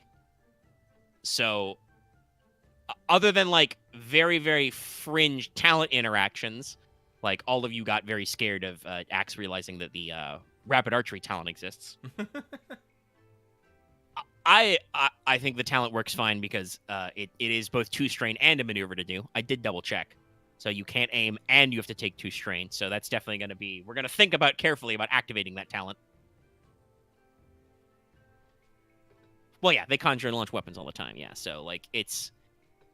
The assumption is that you're summoning, normal basic bitch stat weapons to get in there. But you don't really need to be, like, shooting arrows at there. But at the same time, I'm like, but magic arrows are cool. So I was like, what if we just do Blessed Weapon? We'll make it scale. You can bless any weapon. And that means that you can, like, make your normal mundane attacks magical if you need to. And it can kind of scale. This is something you and I have both kind of nitpicked at a little about the magic system. Genesis is very inconsistent on whether or not extra successes matter. Yeah. Some spells, like attack, like heal, very important. Other spells, extra success, doesn't do shit. Matters for barrier, for instance. Augment, nope. Doesn't do shit for Augment.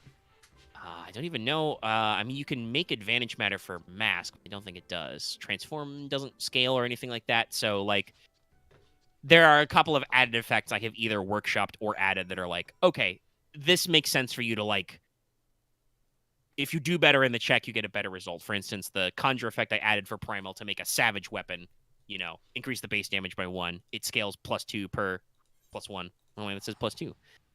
3 AM thoughts. I did literally write this at like 3 AM, so I'll edit it. Playtesting, everybody. Proofing. But yeah, okay, so you can scale that. And in a sense, this lets you actually do like another Druid classic that I'm very fond of because it's funny. Like, that's how you do your shillelagh like type effect, right? Mm. You can just be like, stick. Magic stick. Bonk. Big bonkus. Because casting is cool, and I want people to cast spells, because I did a lot of fucking writing about, like, how magic works. And the complex relationship of different schools of magic and characters and stuff. Fuck. as Porter, you had an in-character conversation with the other characters about magic because you are thankfully a giant nerd and actually read all my background stuff most of the time. But like you were able to take that fluff background and turn it into an in-character conversation about how magic is different. And I'm like, yes, perfect. This is what I want. All right, that was a good Gensekai talk. That got the stuff in there that I wanted. We're excited for tomorrow for more. Is it Sunday yet? It is not Sunday yet. We'll get in there and do the business. And the AP is out there. We did have a, unfortunately not recorded, I think, talk. But we had a little post-game there. There was some, as sometimes happen, there was some tension at the table about some stuff. Some things got talked over. Sorry, I just saw some Namazu waddle into frame. I think I understand kind of why Aloth likes these guys so much. They're just little guys, And, he's a Lalafell, so they're kind of down on his level. I don't know if my snap into double finger guns carried. Second time I think it did, because I did it closer to the mic. I'm something of an artisan myself. Well, it's true. You are an Omnicrafter. Mm-hmm. You're doing your Suns Out, Guns Out right now. You did the posts. Mm-hmm. Nice. But so we had some kind of moments at the table, and we had a good off mic discussion with the group about like how to handle barriers and stuff. Yes. Not just no, but hell's no. They did a lot. They did a little with some of the other, but they definitely spiced up the Warrior of Light as a character. Yeah. I just want to say no because I feel like this is gonna be a pain in the ass. But I'm sure they'll insist you do it anyway. Yeah. But yeah, so we had an off mic talk about with the group with like setting priority and cross talking and stuff like that. And personally, I think I'm gonna try and adjust some stuff myself. Usually when I'm GMing, right, like audience at home, if you've never GM'd, it's not like you're building a video game and you can actually do like scripted responses. If the players talk to an NPC, you can't really just do the welcome to Corneria thing over and over again. I mean, technically I could as like a gag, but for actual like plot important stuff, there's no like loop dialogue. So usually what happens is when players go out of their way to in-character interact with an NPC, I will respond as that NPC. Now, obviously, sometimes NPCs will get annoyed that you keep bothering them, but most of the time, they are here for reasons, and they don't necessarily want to piss you off either, Mm-hmm. Where we're improving a not real human interaction. We're playing a game of pretend. So, usually with, like, stuff, I'll go forever. Like, if I know what an NPC is doing, if the players keep talking, I can keep responding to the best of my ability. Mm-hmm. But sometimes that does bog down a little. So I think I'm definitely going to try and remember to maybe telegraph a little better about like, hey, this guy doesn't have any more plot relevant information to get you. If you want to ask clarifying questions, we can continue. But there's not more notes for me to give you in this conversation. And I don't know if I just have, because I have been GMing for quite a while and got a decent amount of experience at it. I don't know if I just have the good improv, where like, I don't ever feel like I'm like, shit, I'm out of things to say when you guys are talking to NPCs most of the time. I mean, when there are like literal nothing background characters, like when you guys talk to shopkeepers, I remember a joke from last session. I was like, I don't know why, but I feel like both of these shopkeepers are like little bald dudes with glasses, even though they're two different people. Because you guys were shopping at two different points, but I was just like, that's just what I got in my head. I don't got anything else. He's just some guy. But for plot setup stuff, it's usually I do actually have a little bit of a characterization and a voice and mannerisms in mind. So I'm gonna try and telegraph a little better because it was that kind of moment where in character the characters had questions for these NPCs, and I as the NPCs had responses. But out of character, you lucky were like, okay, guys, we need to move on. We got to go do stuff. So you gotta get in there, but you know, I try and manage that better. Obviously, I don't think I'm perfect as a GM. I have a lot of experience, but also I have, you know, my complacencies. I play a lot with the same people, so you can fall into ruts. Got to shake some stuff up. I definitely enjoy the few times I've gotten to play as a player. It's certainly much more relaxing to stop and usually only have to think about one character. Mm-hmm. But being a GM is fun too, because you get to like cycle through lots of different characters. And like I said, you can expect more side characters to show up. So Yeah. some of them aren't even my idea. I don't know. Dallas sent me a DM, so I don't know if I want to rat. Nah, it would be a while. I'll rat him out. Goddamn. Even Dallas is like sending me unprompted, like, so you know, if we go to my backstory place and we get involved in stuff, I would like an NPC to show up, and for backstory reasons, they would probably want to like insert themselves, and I'm just like, me, you know, with my own DM plans in the background, I'm just like, another one for the pile. You guys are gonna need big rooms. Hopefully your adventuring company stuff can pay for itself, because if you guys go on like extended hotel stays, the convention size is gonna get a little big. Not everybody can be like Snickersnack and go back into their whistle. Oh god, I'm so horrible with names.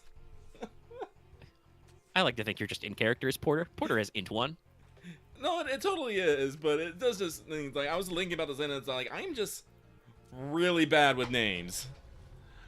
Listen, off the cuff simple names are okay. I think I've told you about this. For some of these NPCs I'm talking about, I have gutted like deep, dark linguistic holes of like trying to find just the right syllables and sounds and meanings, and I'm spending like 2 hours trying to name a fucking guy who probably won't even show up for like a month. Like what was the sword? What's the proper name for the sword? Technically, I don't fight Dallas about this, but technically it should be I think it should be Lamanaker because it's Latin. Mm-hmm. Hard C. Lamanaker. Do you know what my brain thought? Lemon drop, and I just ran with it. Yeah. And I'm just like, I mean, I can't fight you about that. Dallas can't say the name the same way twice. If you want to say Lamanasir or Lamanasser, that's fine, because you can do a soft C, but yeah. Languages is not my forte. I don't really know if linguistics is my forte either, but I will fucking boot up Google Translate and I will start fucking shopping around through languages for weird shit. I think I've mentioned this before. A lot of like elf or elfish names are just Esperanto because it sounds like close to real life but slightly silly and different. Mm-hmm.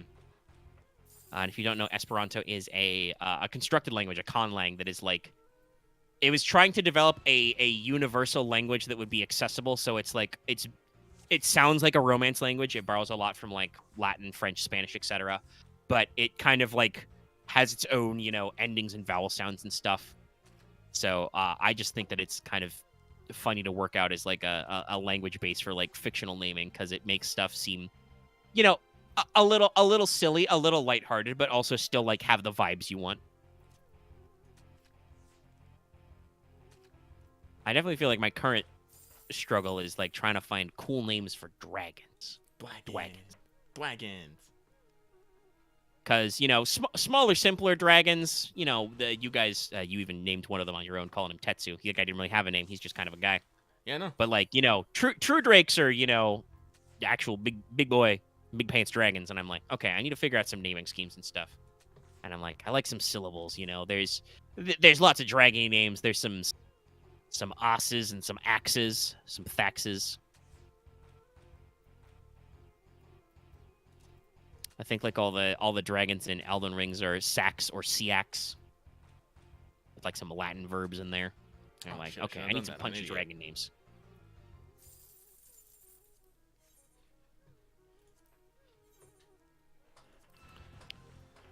No, but like I am. Ooh, I just got a little lightheaded there. I think I'm actually getting hungry.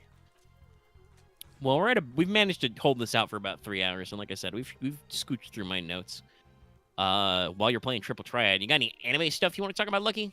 I mean, I have been watching stuff, and I do have thoughts, but I'm trying to think if now is the proper time when I'm starting to fucking fade in the worst possible way. I mean, you know, if nothing jumps out at you as like, oh, I must simply talk about this, then I we do can have, always work I at do have a different couple. time. I do have a couple. Okay. Then go for it. So right now on High Dive, a series that I've been waiting for a very long time for has premiered. I believe it's 4 episodes in right now. Its original title is Isekai Nanbari Noka. In English, I think there's actually a couple ways to do it, but it's generally just considered a farming in another world. Now, I will say right now, the anime, it's good. It's a good anime. If you want lighthearted, semi-romantic, comedic tones, it's good. It's about a guy who dies, had a very shitty life, and the gods go, you know, because your life was so shitty, it was kind of our fault, so we'll, you know, let you live your best life, your next life. And the guy's like, the guy is just like, I want to be a farmer. And the gods are just like, cool, have some powers.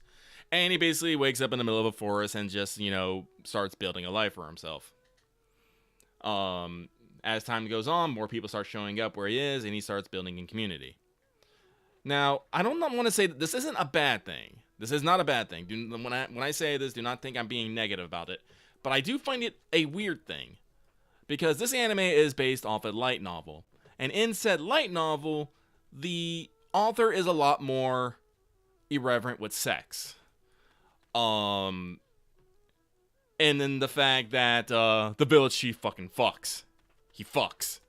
I literally went to the light novel and pulled out the one of the every once in a while the author will do a character list, and to basically show all the people that all the characters in the light novel and their relationships with each other. And you can just in some sections he'll just be like in the village chief, the main characters, you know, will have so many wives, and or like just have like so many wives, he has so many children, and in just some areas he's just all like people here he is in you know, that kind of relationship, it will just be like all the elves, you know, all the oni, just all. I'm just like, it's like, yeah, villages, you fucks. But in the anime, they seem to have removed any reference to that, which to me is weird, because if I hadn't known, it wouldn't be weird. It wouldn't be weird if I hadn't read the original source material. They do a very good adaptation about it, and actually, you know, make things make a little bit more sense in some areas. Because like in the original novel, when Lou, the vampire, first night staying over, they fuck. And it's very abrupt and out of nowhere, and it's just like, oh, okay. And the joke goes on to continues that she convinces Tia to stay because she can't handle the village chief, and then the fucking Angel goes out to find the elves who are looking for a guy to fucking, you know, repopulate their population. All these kind of things are still there, but they just remove all the pretense of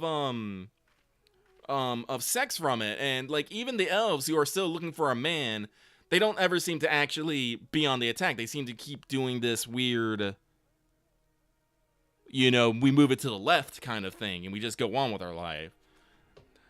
Yeah, I don't know. That sounds like that's a question in the writer's room. It makes me wonder, like, how involved is the original author? You know, like, is this something that, like, the author was like, maybe we shouldn't be as horny on, you know, primetime television? Yeah, or I don't know, is like, it again, like like, the I'm gonna studio say, is it's like, not... hey, we are not allowed to be this horny on primetime television, you know? Like, I don't know. Like I said, no, the anime is still very good. It has a lot of love and care in it. It's just, as someone who has seen the original, like, has seen the original, it just stands out to me. Yeah, I mean, sometimes that can be with like sexual themes. Like I said, it makes me wonder if it's like a rating or a time slot. I assume even if it's on High Dive, I don't think High Dive like self-funds anything they license, so it probably means it's going on like Japanese TV somewhere. So yeah, I don't know if there's like a time slot issue or like a general public issue. I don't know. Sometimes some stuff gets toned down a little. I mean, hey, sometimes shit gets tuned up. Everybody remember Interspecies Reviewers? That guy, from what I understand, that was spiced up a little for TV. Oh yeah, well the original author is not the greatest artist.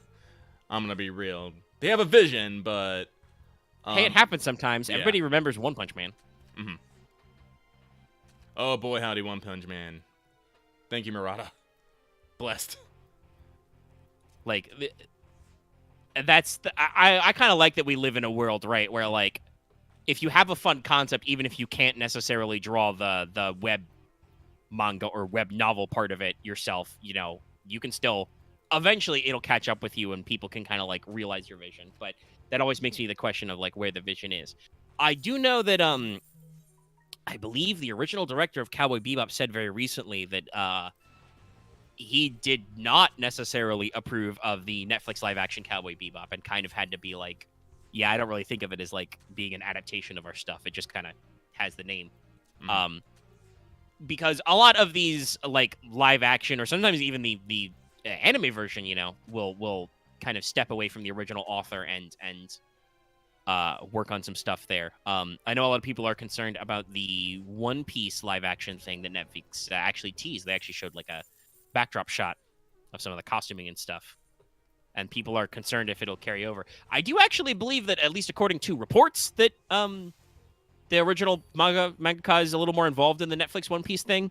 But also, his franchise is, you know, ongoing and super mega huge, so he might have a little more pull in the boardroom. No offense to the guys who did Cowboy Bebop. Like, it's a brilliant series that is memorable for a reason. It's just that, like, oh my god, I had an existential crisis. I was like, wait, how old is Cowboy Bebop? It's old enough that I have to question what's going on, and obviously, unlike One Piece, it's not still ongoing, so, you know. Closed productions that are done with are probably a little bit harder to leverage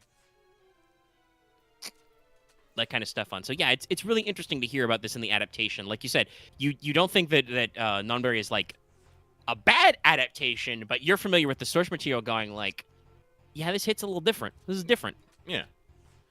I still highly recommend it. It still has it removes you know, the sexual content and the sexual jokes, which, you know, made me cack, but it still has plenty other ones that you know, give me life, as it were. So definitely go check that out. I got another mammoth. How many mammoth cards do I have? Like 3 now? I'm trying to think if there's any other. Dragon Stampede continues to be interesting as well. I haven't actually watched the latest.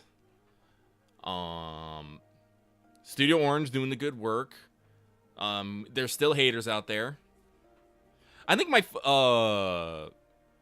favorite complaint that I've seen so far about it is people was bitching that it doesn't look grainy as in everything is covered in sand. And my immediate thought was like, yeah, because it was fucking 480 on fucking CRTs 20 years ago. Of course it looked like shit. Yeah, it was grainy because you were watching it through a piece of, it was drawn on film stock. It was hand animated. But I will say, how do you think the old ass Disney cartoons happened? It's drawn onto paper. I will say though, I definitely feel like this series seems to be a lot more sci-fi in its leaning. The original Trigun was very like, I know I'm just making fun of it, but very, like, you know, gritty with like with its like mechanical bits and guns and whatnot. It was always a space western, but it leaned very more western than space. Yeah, no, this one's seems to be leaning more space than western. Wolfgang finally showed up, and while his character is baller, his cross is a little bit more interesting. Now it has instead of a rocket launcher at the top, it has a laser, which they used to great fucking effect. I tell you what, but was not expecting it. Yeah, that sounds like just an interesting update, and who knows if that's like, you know, better for their modeling or effects team or whatever. Stuff happens. Mm-hmm.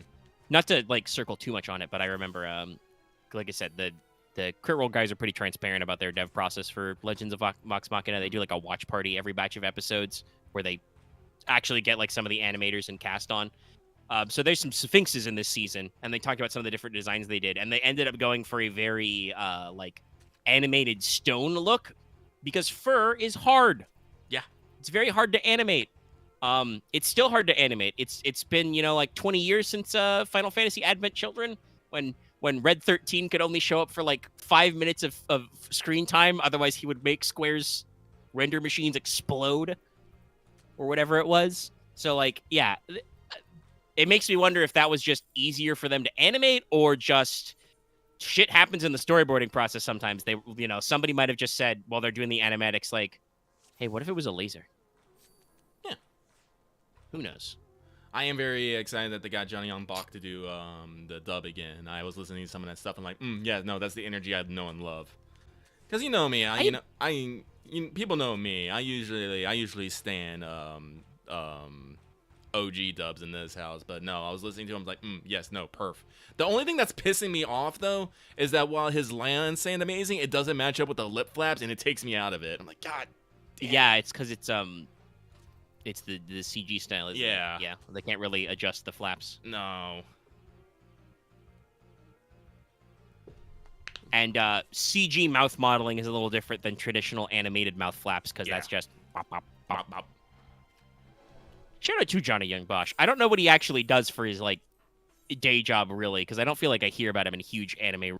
But I like that you call him up for a callback, he's there. You know, they're like, hey, it's been like 10 years. They're making more Bleach. He's like, I'm here.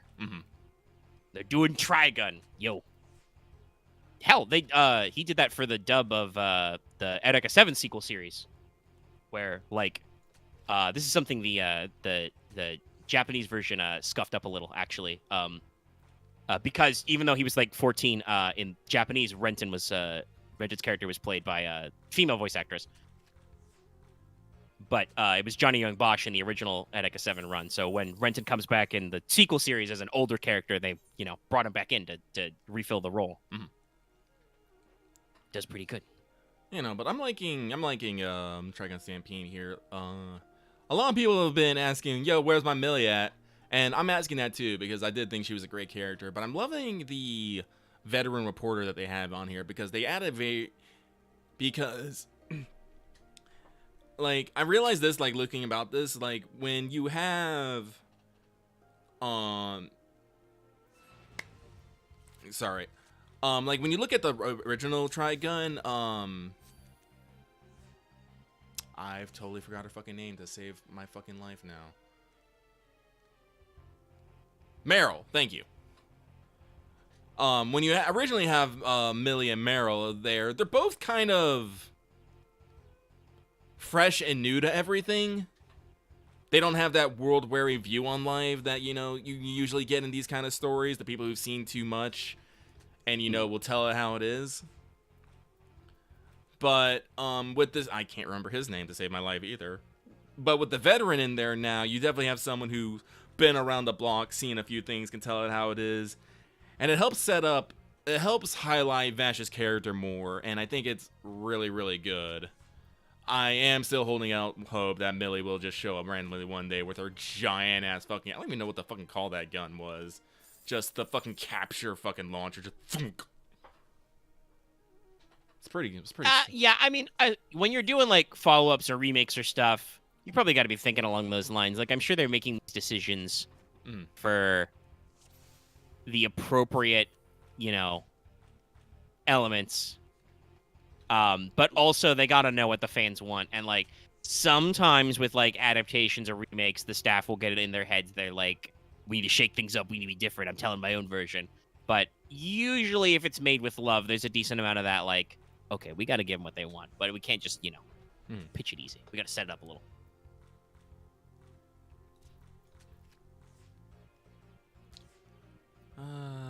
Let me think here. Yeah, I got that plus. No! Oh, safe. Barely. He almost got bullied. Almost got bullied. Let's see. I'm trying to think if there's any others that are standing out. I haven't watched as much anime as I like. Like I haven't really got into Bungo Stray Dogs next season, or actually I haven't even gotten into the Nier Automata. Amata. I'm gonna fuck up this word. Either. Even though I've also was really hyped for that. I'd had some delays. I haven't caught up on either, even though I really like Nier Automata. I don't know why. I just have this kind of sneaking feeling that it'd probably be better to watch it all at once. Maybe. I don't know what Yoko Taro will do in an episodic format to bamboozle me. And obviously I think the Nier hype got clipped a little because they had some production delays. Actually, yeah, there's quite a few. Yeah, I think Aniplex had a little outbreak of the COVID. Had to cool some things down. Happens sometimes. Though I was reminded of something. It wasn't in my notes, but I was reminded of a thing. There was some interesting vibes going on out there. As Lucky, you'll appreciate this. Some early Blu-ray numbers are coming out from Last Course anime. Bochi, huge breakout hit in the Blu-ray sales. I'm not surprised. Moved a lot of fucking units. People I tried getting people on board it early. People were kind of meh about it. I'm like, no, you wait. Wait. It looks like it's a big breakout from Last Core. And like accessible with a broader audience. No, it's not moving a lot of Blu-rays. Chainsaw Man. Yeah. Very, very underperforming in Blu-ray sales. Now, obviously, this doesn't necessarily take into account, streaming options and stuff, and it's only within Japan. But despite being, by all accounts, well made, it seems like some of the harder core stuff isn't, rather isn't appealing to some of the more harder core fans. My understanding, not a big Chainsaw Man guy. It's one of those shows that like everybody is all over like this manga and anime just being like, oh man, it's fucking rad, and I'm just like, okay. I mean, I read it and I'm into it, but I'm not all about it, Yeah. Some people are really all about it, and usually with those products, even if I will like them, I kind of like let them get a little distance first. But the anime director is on the record of saying like he understood that the mangaka really liked like Western cinema, so he tried to take a very cinematographic, cinematic look at the anime with like different angles and shots and stuff, and kind of even said that they altered some of they supposedly downplayed some of the facial expressions to be a little less goofy and a little more grounded.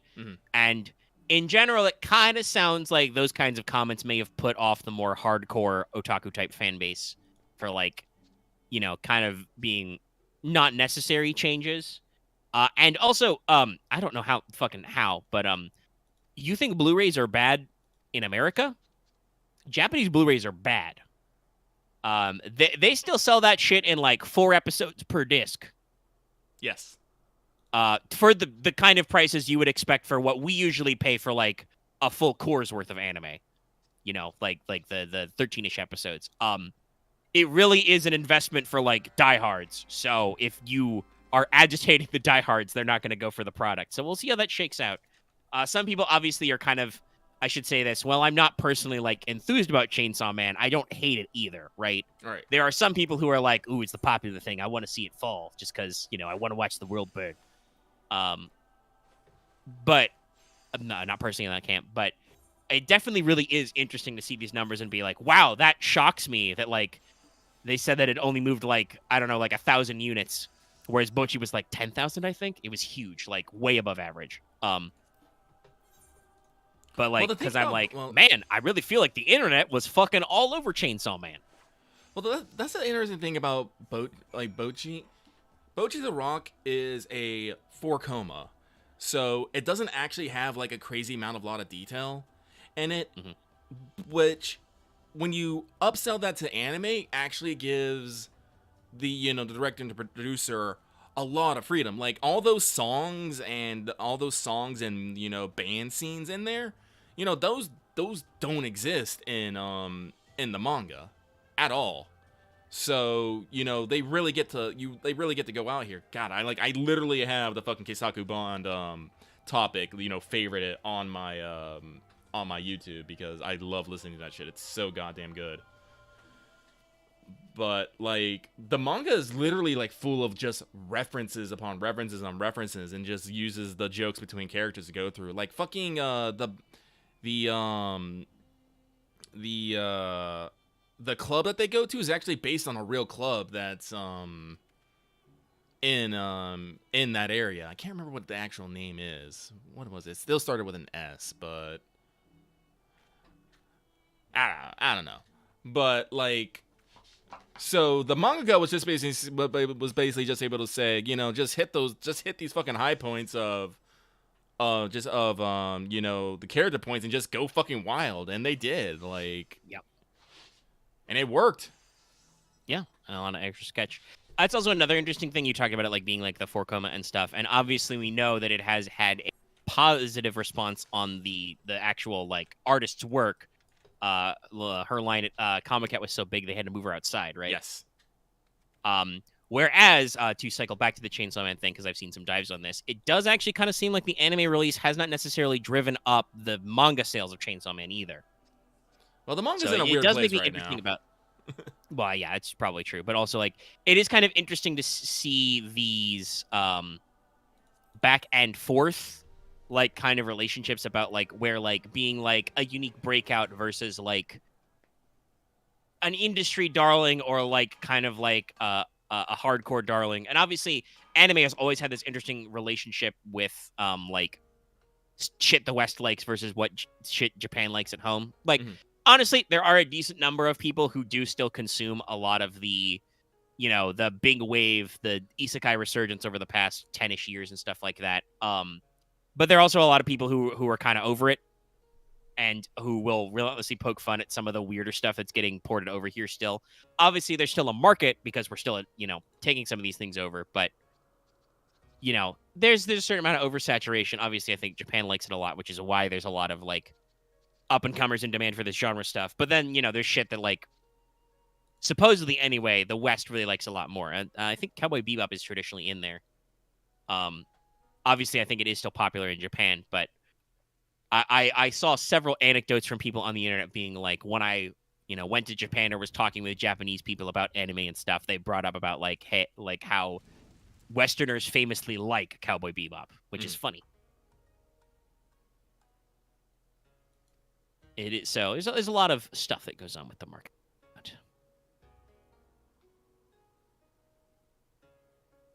Blah, blah. Right, I think I just I must have like bit my tongue earlier. Oof. I got a little sore spot right in the corner there. I'm like, why did I do that? It's a little stingy. If we want to talk about MAPPA anime though real quick, there's something I will recommend that was also done by MAPPA. And if you like food porn, this is probably something that you like. So airing on, I believe it's on Crunchyroll right now, is Campfire Cooking in Another World with My Fucking Cheat or something. I'm sorry, I cannot remember the name off the top of my head. It's something like ludicrous. We understand this. It involves the word campfire cooking, though.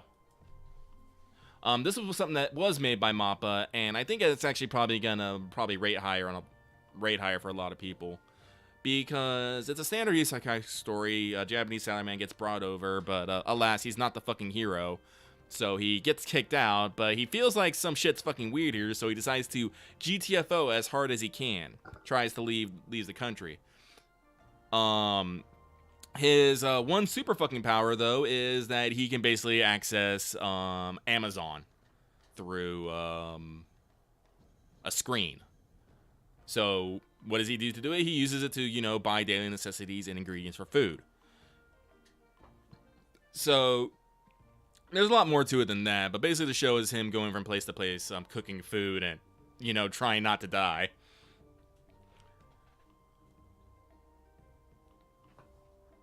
Oh no, X, it's very convenient. He can put gold coins into the screen and it translates the funds. It's completely not only bullshit, but at the same time, I just like it for how irreverent it is. It's very convenient, yes. But the thing is, it's a very simple story. Like, there's no, like, ever really major drama and stuff. And like I said, it's just a chance to show off like some really good looking food. Just God, fuck. I was hungry before, now I'm even more hungry thinking about it. Like I said, it is done by Mappa, and like I said, they go all out on some of these food scenes. I'm like, how fucking dare you? But please, check it out. It's gonna have a very cute slime. Sweet is the best. Let's see here. Anything else that I want to shout out? There's a lot of things I'm watching still, like the Ice Blade Source will rule the world. That one is tickles a particular itch of mine that I like. Because you remember how I was talking about before, and like in a lot of like these harem and isekai stories, there's never like dudes around. There's just fucking more girls and girls. Yeah. Ice Blade Sorcerer Rules the World actually does something that I really like as well. There are plenty of games, like one of his best friends is just a muscle bro, and they like dig each other because they're both muscle bros. You know, they see each other, the first thing they do is handshake and take off their shirts and flex. I'm like, yes.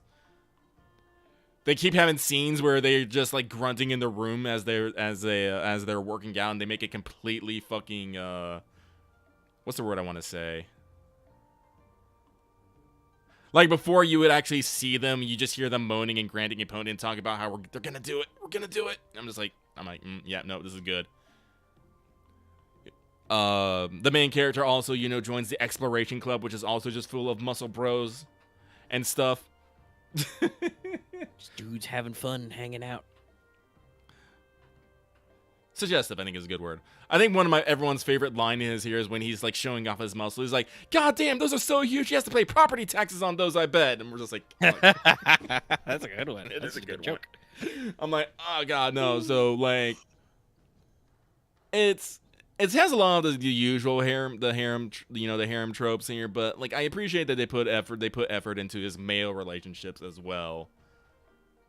Yeah, that's something we have talked about before about how like again, it seems like some of these genres are just so touchy about like threatening the insecurity of the audience that they like, oh, we can't have dudes, then otherwise shippers might pair girls with dudes who are not the main dude. You can't do that. That's illegal. Against the rules.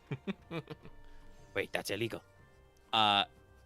Which personally, no, it's fine. What? No, first of all, you can't stop shippers.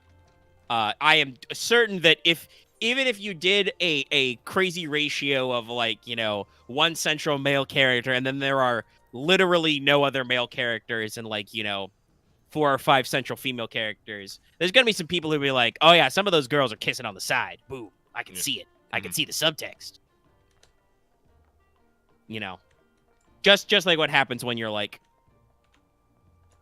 you know, if you have an all male cast that's like 5 deep, some people will be like, some of those dudes are kissing. Oh yeah. People interpolate things how they want to interpolate.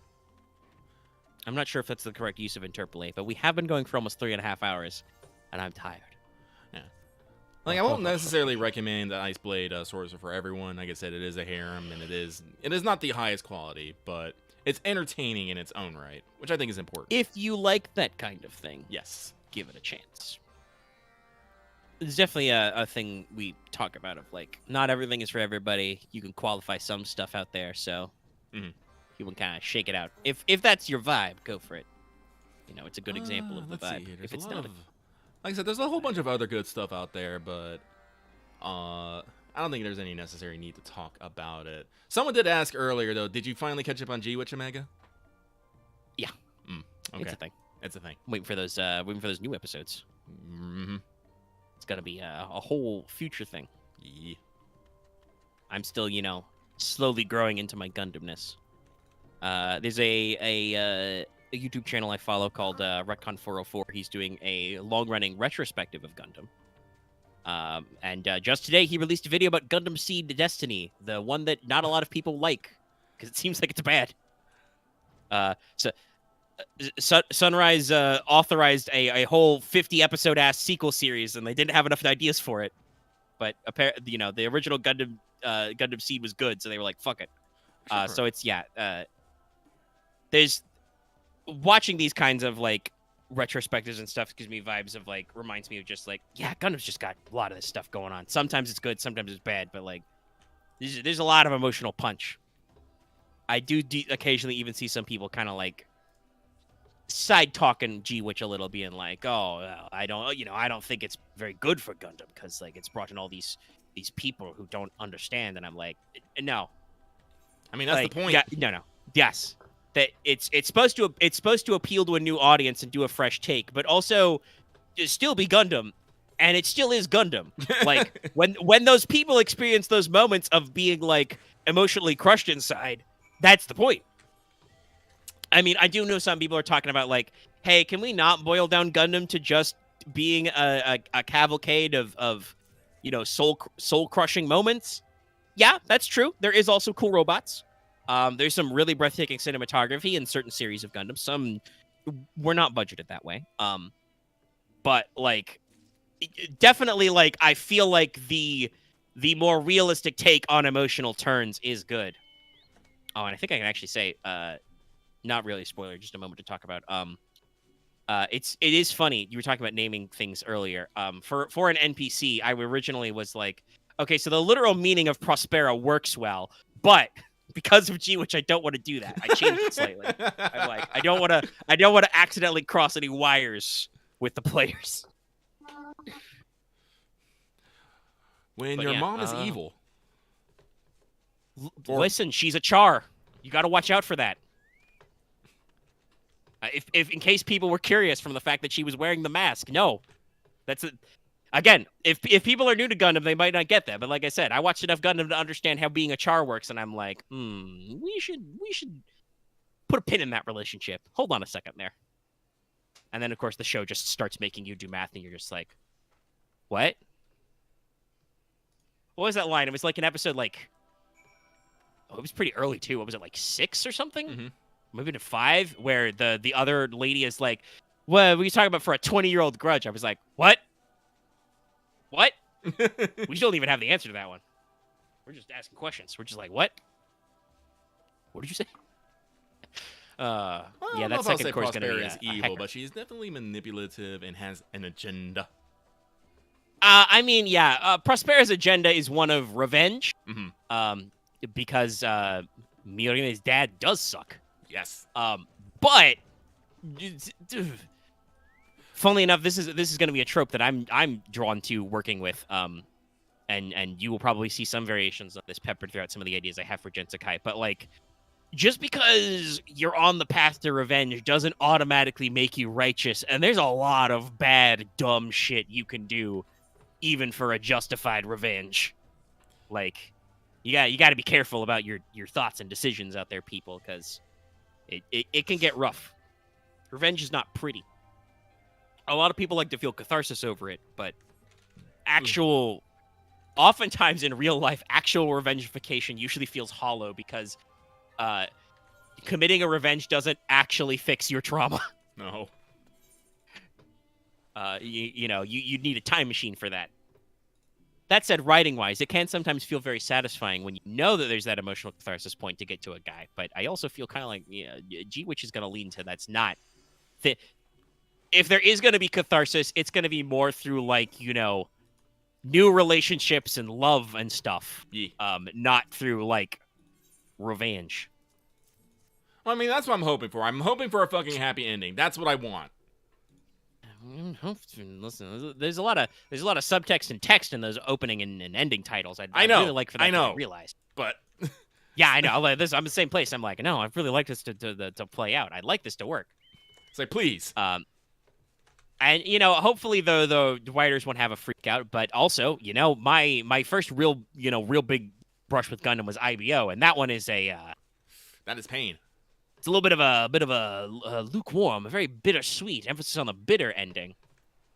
Though, admittedly, that does at least have I think a moment of acceptable revenge. A character that I really wanted to get his face squished horribly much earlier did get squished, and we did have a line about how karma exists. If you believe hard enough, good things do happen. As Yakujan gets slowly squished to death while crying for his mommy, like a bitch. But there was also lots of other bullshit that it was just kind of like, It's all Kujan's fault. It really is. That motherfucker. Fucking hate that dude so much. A lot of people like to talk shit about Rusty. I'm like, no, Rusty's just doing his fucking job. It's Kujan. Yeah, I mean, Rusty does some bad shit to do his job, but like, our main characters are literal child soldier. You can't say that Mikazuki August never did nobody wrong. There's some shots of some people who probably should have been given a little bit of a fair shake that he gave him in the Bartos. Like that one white-haired lady from the first season. Like, I don't think she really deserved to get her entire shit wrecked in about 5 minutes. But Mika was having a bad day. And that's sometimes how it goes with Gundam protagonists. You're just in the wrong place at the wrong time. Yeah. You get squished. Well, that's what I think was always good about OBO. It's like, it was a lot of shades of gray. Except for Kuja. Yeah. Fuck that. Yes, that was the follow-up to, that was, we lost Biscuit. Yeah. In a battle that lady led. So he was not particularly, he woke up and chose violence. Yes. But like, because that whole thing was manipulated by McGillis, you know, you feel bad for her. I still feel bad for McGillis, though, because he had a fucking long-ass tragic backstory, which just ended with him doing possibly one of the most intense grind-down fights ever, where they fucking start on the planet, then they fly up to space, and then eventually him and his buddy, who he tried to murder, like, fucking bust out and are fighting each other hand-to-hand, you know? Like, they do the full breakdown, and at the end, he's just like, I don't know, I liked you guys, but also my life sucked. I kind of wish that I could have done something. And then his friend is just like, damn, dude, that sucks. All you had to do was, like, tell me about your problems. We could have been homies, but we're not. Anyway, I'm going to go be in a wheelchair and probably bang this chick. Probably, maybe, I don't know. I mean, they were shipping him pretty hard, but they left it kind of ambiguous and weird. She at least seemed like a decent person in the wrong place. Also happens a lot, by the way, in Gundams. You will find good characters on both sides and realize issues of like, ooh, well, you're just on the wrong side of this conflict. Hell, that goes all the way back to the original Mobile Suit Gundam. Yeah.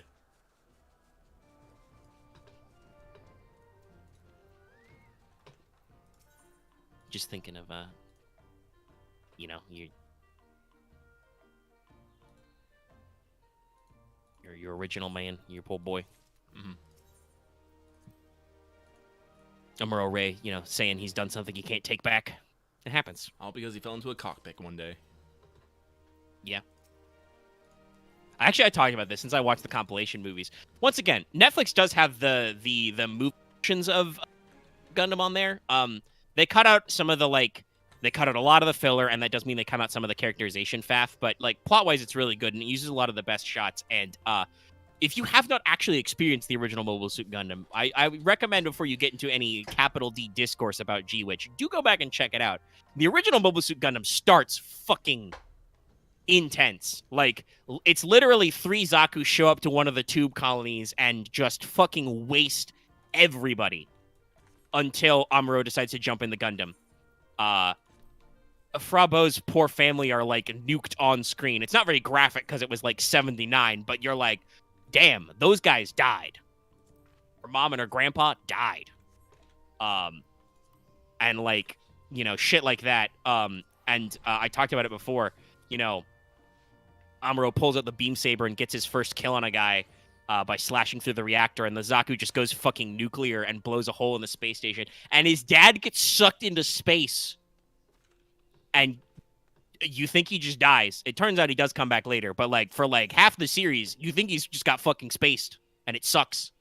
It's that thing Lucky talked about at Dead Space. He just got yeeted into the void, and it's brutal. And that, in turn, by the way, is Amuro realizes that he has to attack the pilot, not the reactor, which leads to another great scene where he has to, you know, go out of his way to kill a man at age 15. Gundam's intense, y'all. Check it out. It's good. Well, Mobile Suit Gundam is good. Future series, kind of up and down on how good they are. Like I said, Seed Destiny is very, very infamously got a lot of problems because there were issues in the writer's room. And very pragmatic stuff. I actually read a comment to that video I talked about where apparently the original main, like, director and writer for the original Gundam Seed had like major health issues and had to be in recuperation, so Oh. she could not actually write any of the major scripts and stuff, and had to hand them off to some other guys at Sunrise. And I am inclined to see where some stuff could go wrong because that major writer who got the project was, I believe, more heavily involved in Code Geass R2, which is where some of the plot rewrites and confusion happened that were problematic later there as well. And I say this as a guy who really likes Code Geass, but there's definitely some weird swerves in Season 2 where it feels like the writers had to do some hard shifts. Part of that was because they switched time slots. The original Code Geass was like late night, which is why it's also pretty intense at times. But they moved to a primetime time slot because it was so popular. Anyway, that's us talking about giant robots. Giant robots are cool, y'all. Wow, cool robot. It's like 10:30 at night. It's been going for 3.5 hours. Yeah. I think like 40 minutes ago, Lucky, you said you were fading, but you clearly got your second wind. I wanted to get some anime. Like, no, trust me, I'm fucking starving right now. Okay, well, let's wrap up. Let me do the outro. Yeah. I don't want to keep you, but I'm just, good on you. Like I said, if you got some thoughts to get out, to get them out, and you did. But since you've got them out, and my notepad is clear, I've actually closed it a while ago, we can pack it in. Solid, what's up? Okay. If you like this video, be sure to give it a like on YouTube. Channel will give you a pass. The number of likes currently outweighs the number of active concurrent viewers. But if you are watching this later, give it a like. If you got any comments, leave in the comment section down below. You can join our community Discord. Links in the video description and on our channel page. We have an anime and manga channel where people yell about anime and manga and light novels and stuff. If you want to track whatever Lucky is yelling about lately, you can join our Discord. You can also, pretty please, subscribe to this channel. I said pretty please, you can't say no to me. Subscribe to get more of our content and track our latest videos, streams, and other stuff. And make sure you also ring the bell even if you're already subscribed to let you know when we're posting our latest videos. Go ahead and check out this week's episode of Let's Talk FGO to catch up on that. Came out earlier today. Keep your eye out for future AP stuff. We posted an AP this week. We had a bonus stream on Thursday at Dead Space. We had our full bevy of other stuff, so check in there on that. Consider joining our channel memberships. Click the join button or the link in the video description. Get access to membership badges or emotes, as you can see displayed in our chat. And, like I said at the front of the show, consider supporting us on Patreon. You can get access to this episode in audio format, downloadable for as little as $1 a month or approximately $10 a year. Higher levels, you can vote in polls to pick some extra videos and streams and stuff maybe, and listen to us record Let's Talk FGO live and get involved in other early video releases and generally be a cool guy who supports us. Thumbs up. Thumbs up. And that's all I have to say today. Good night, everybody. Enjoy your food whenever your next meal comes up. We all got to eat. Gotta eat. And have a good one. Have a good evening, everyone. All right, stream is ended. All right. You want to play anything tonight?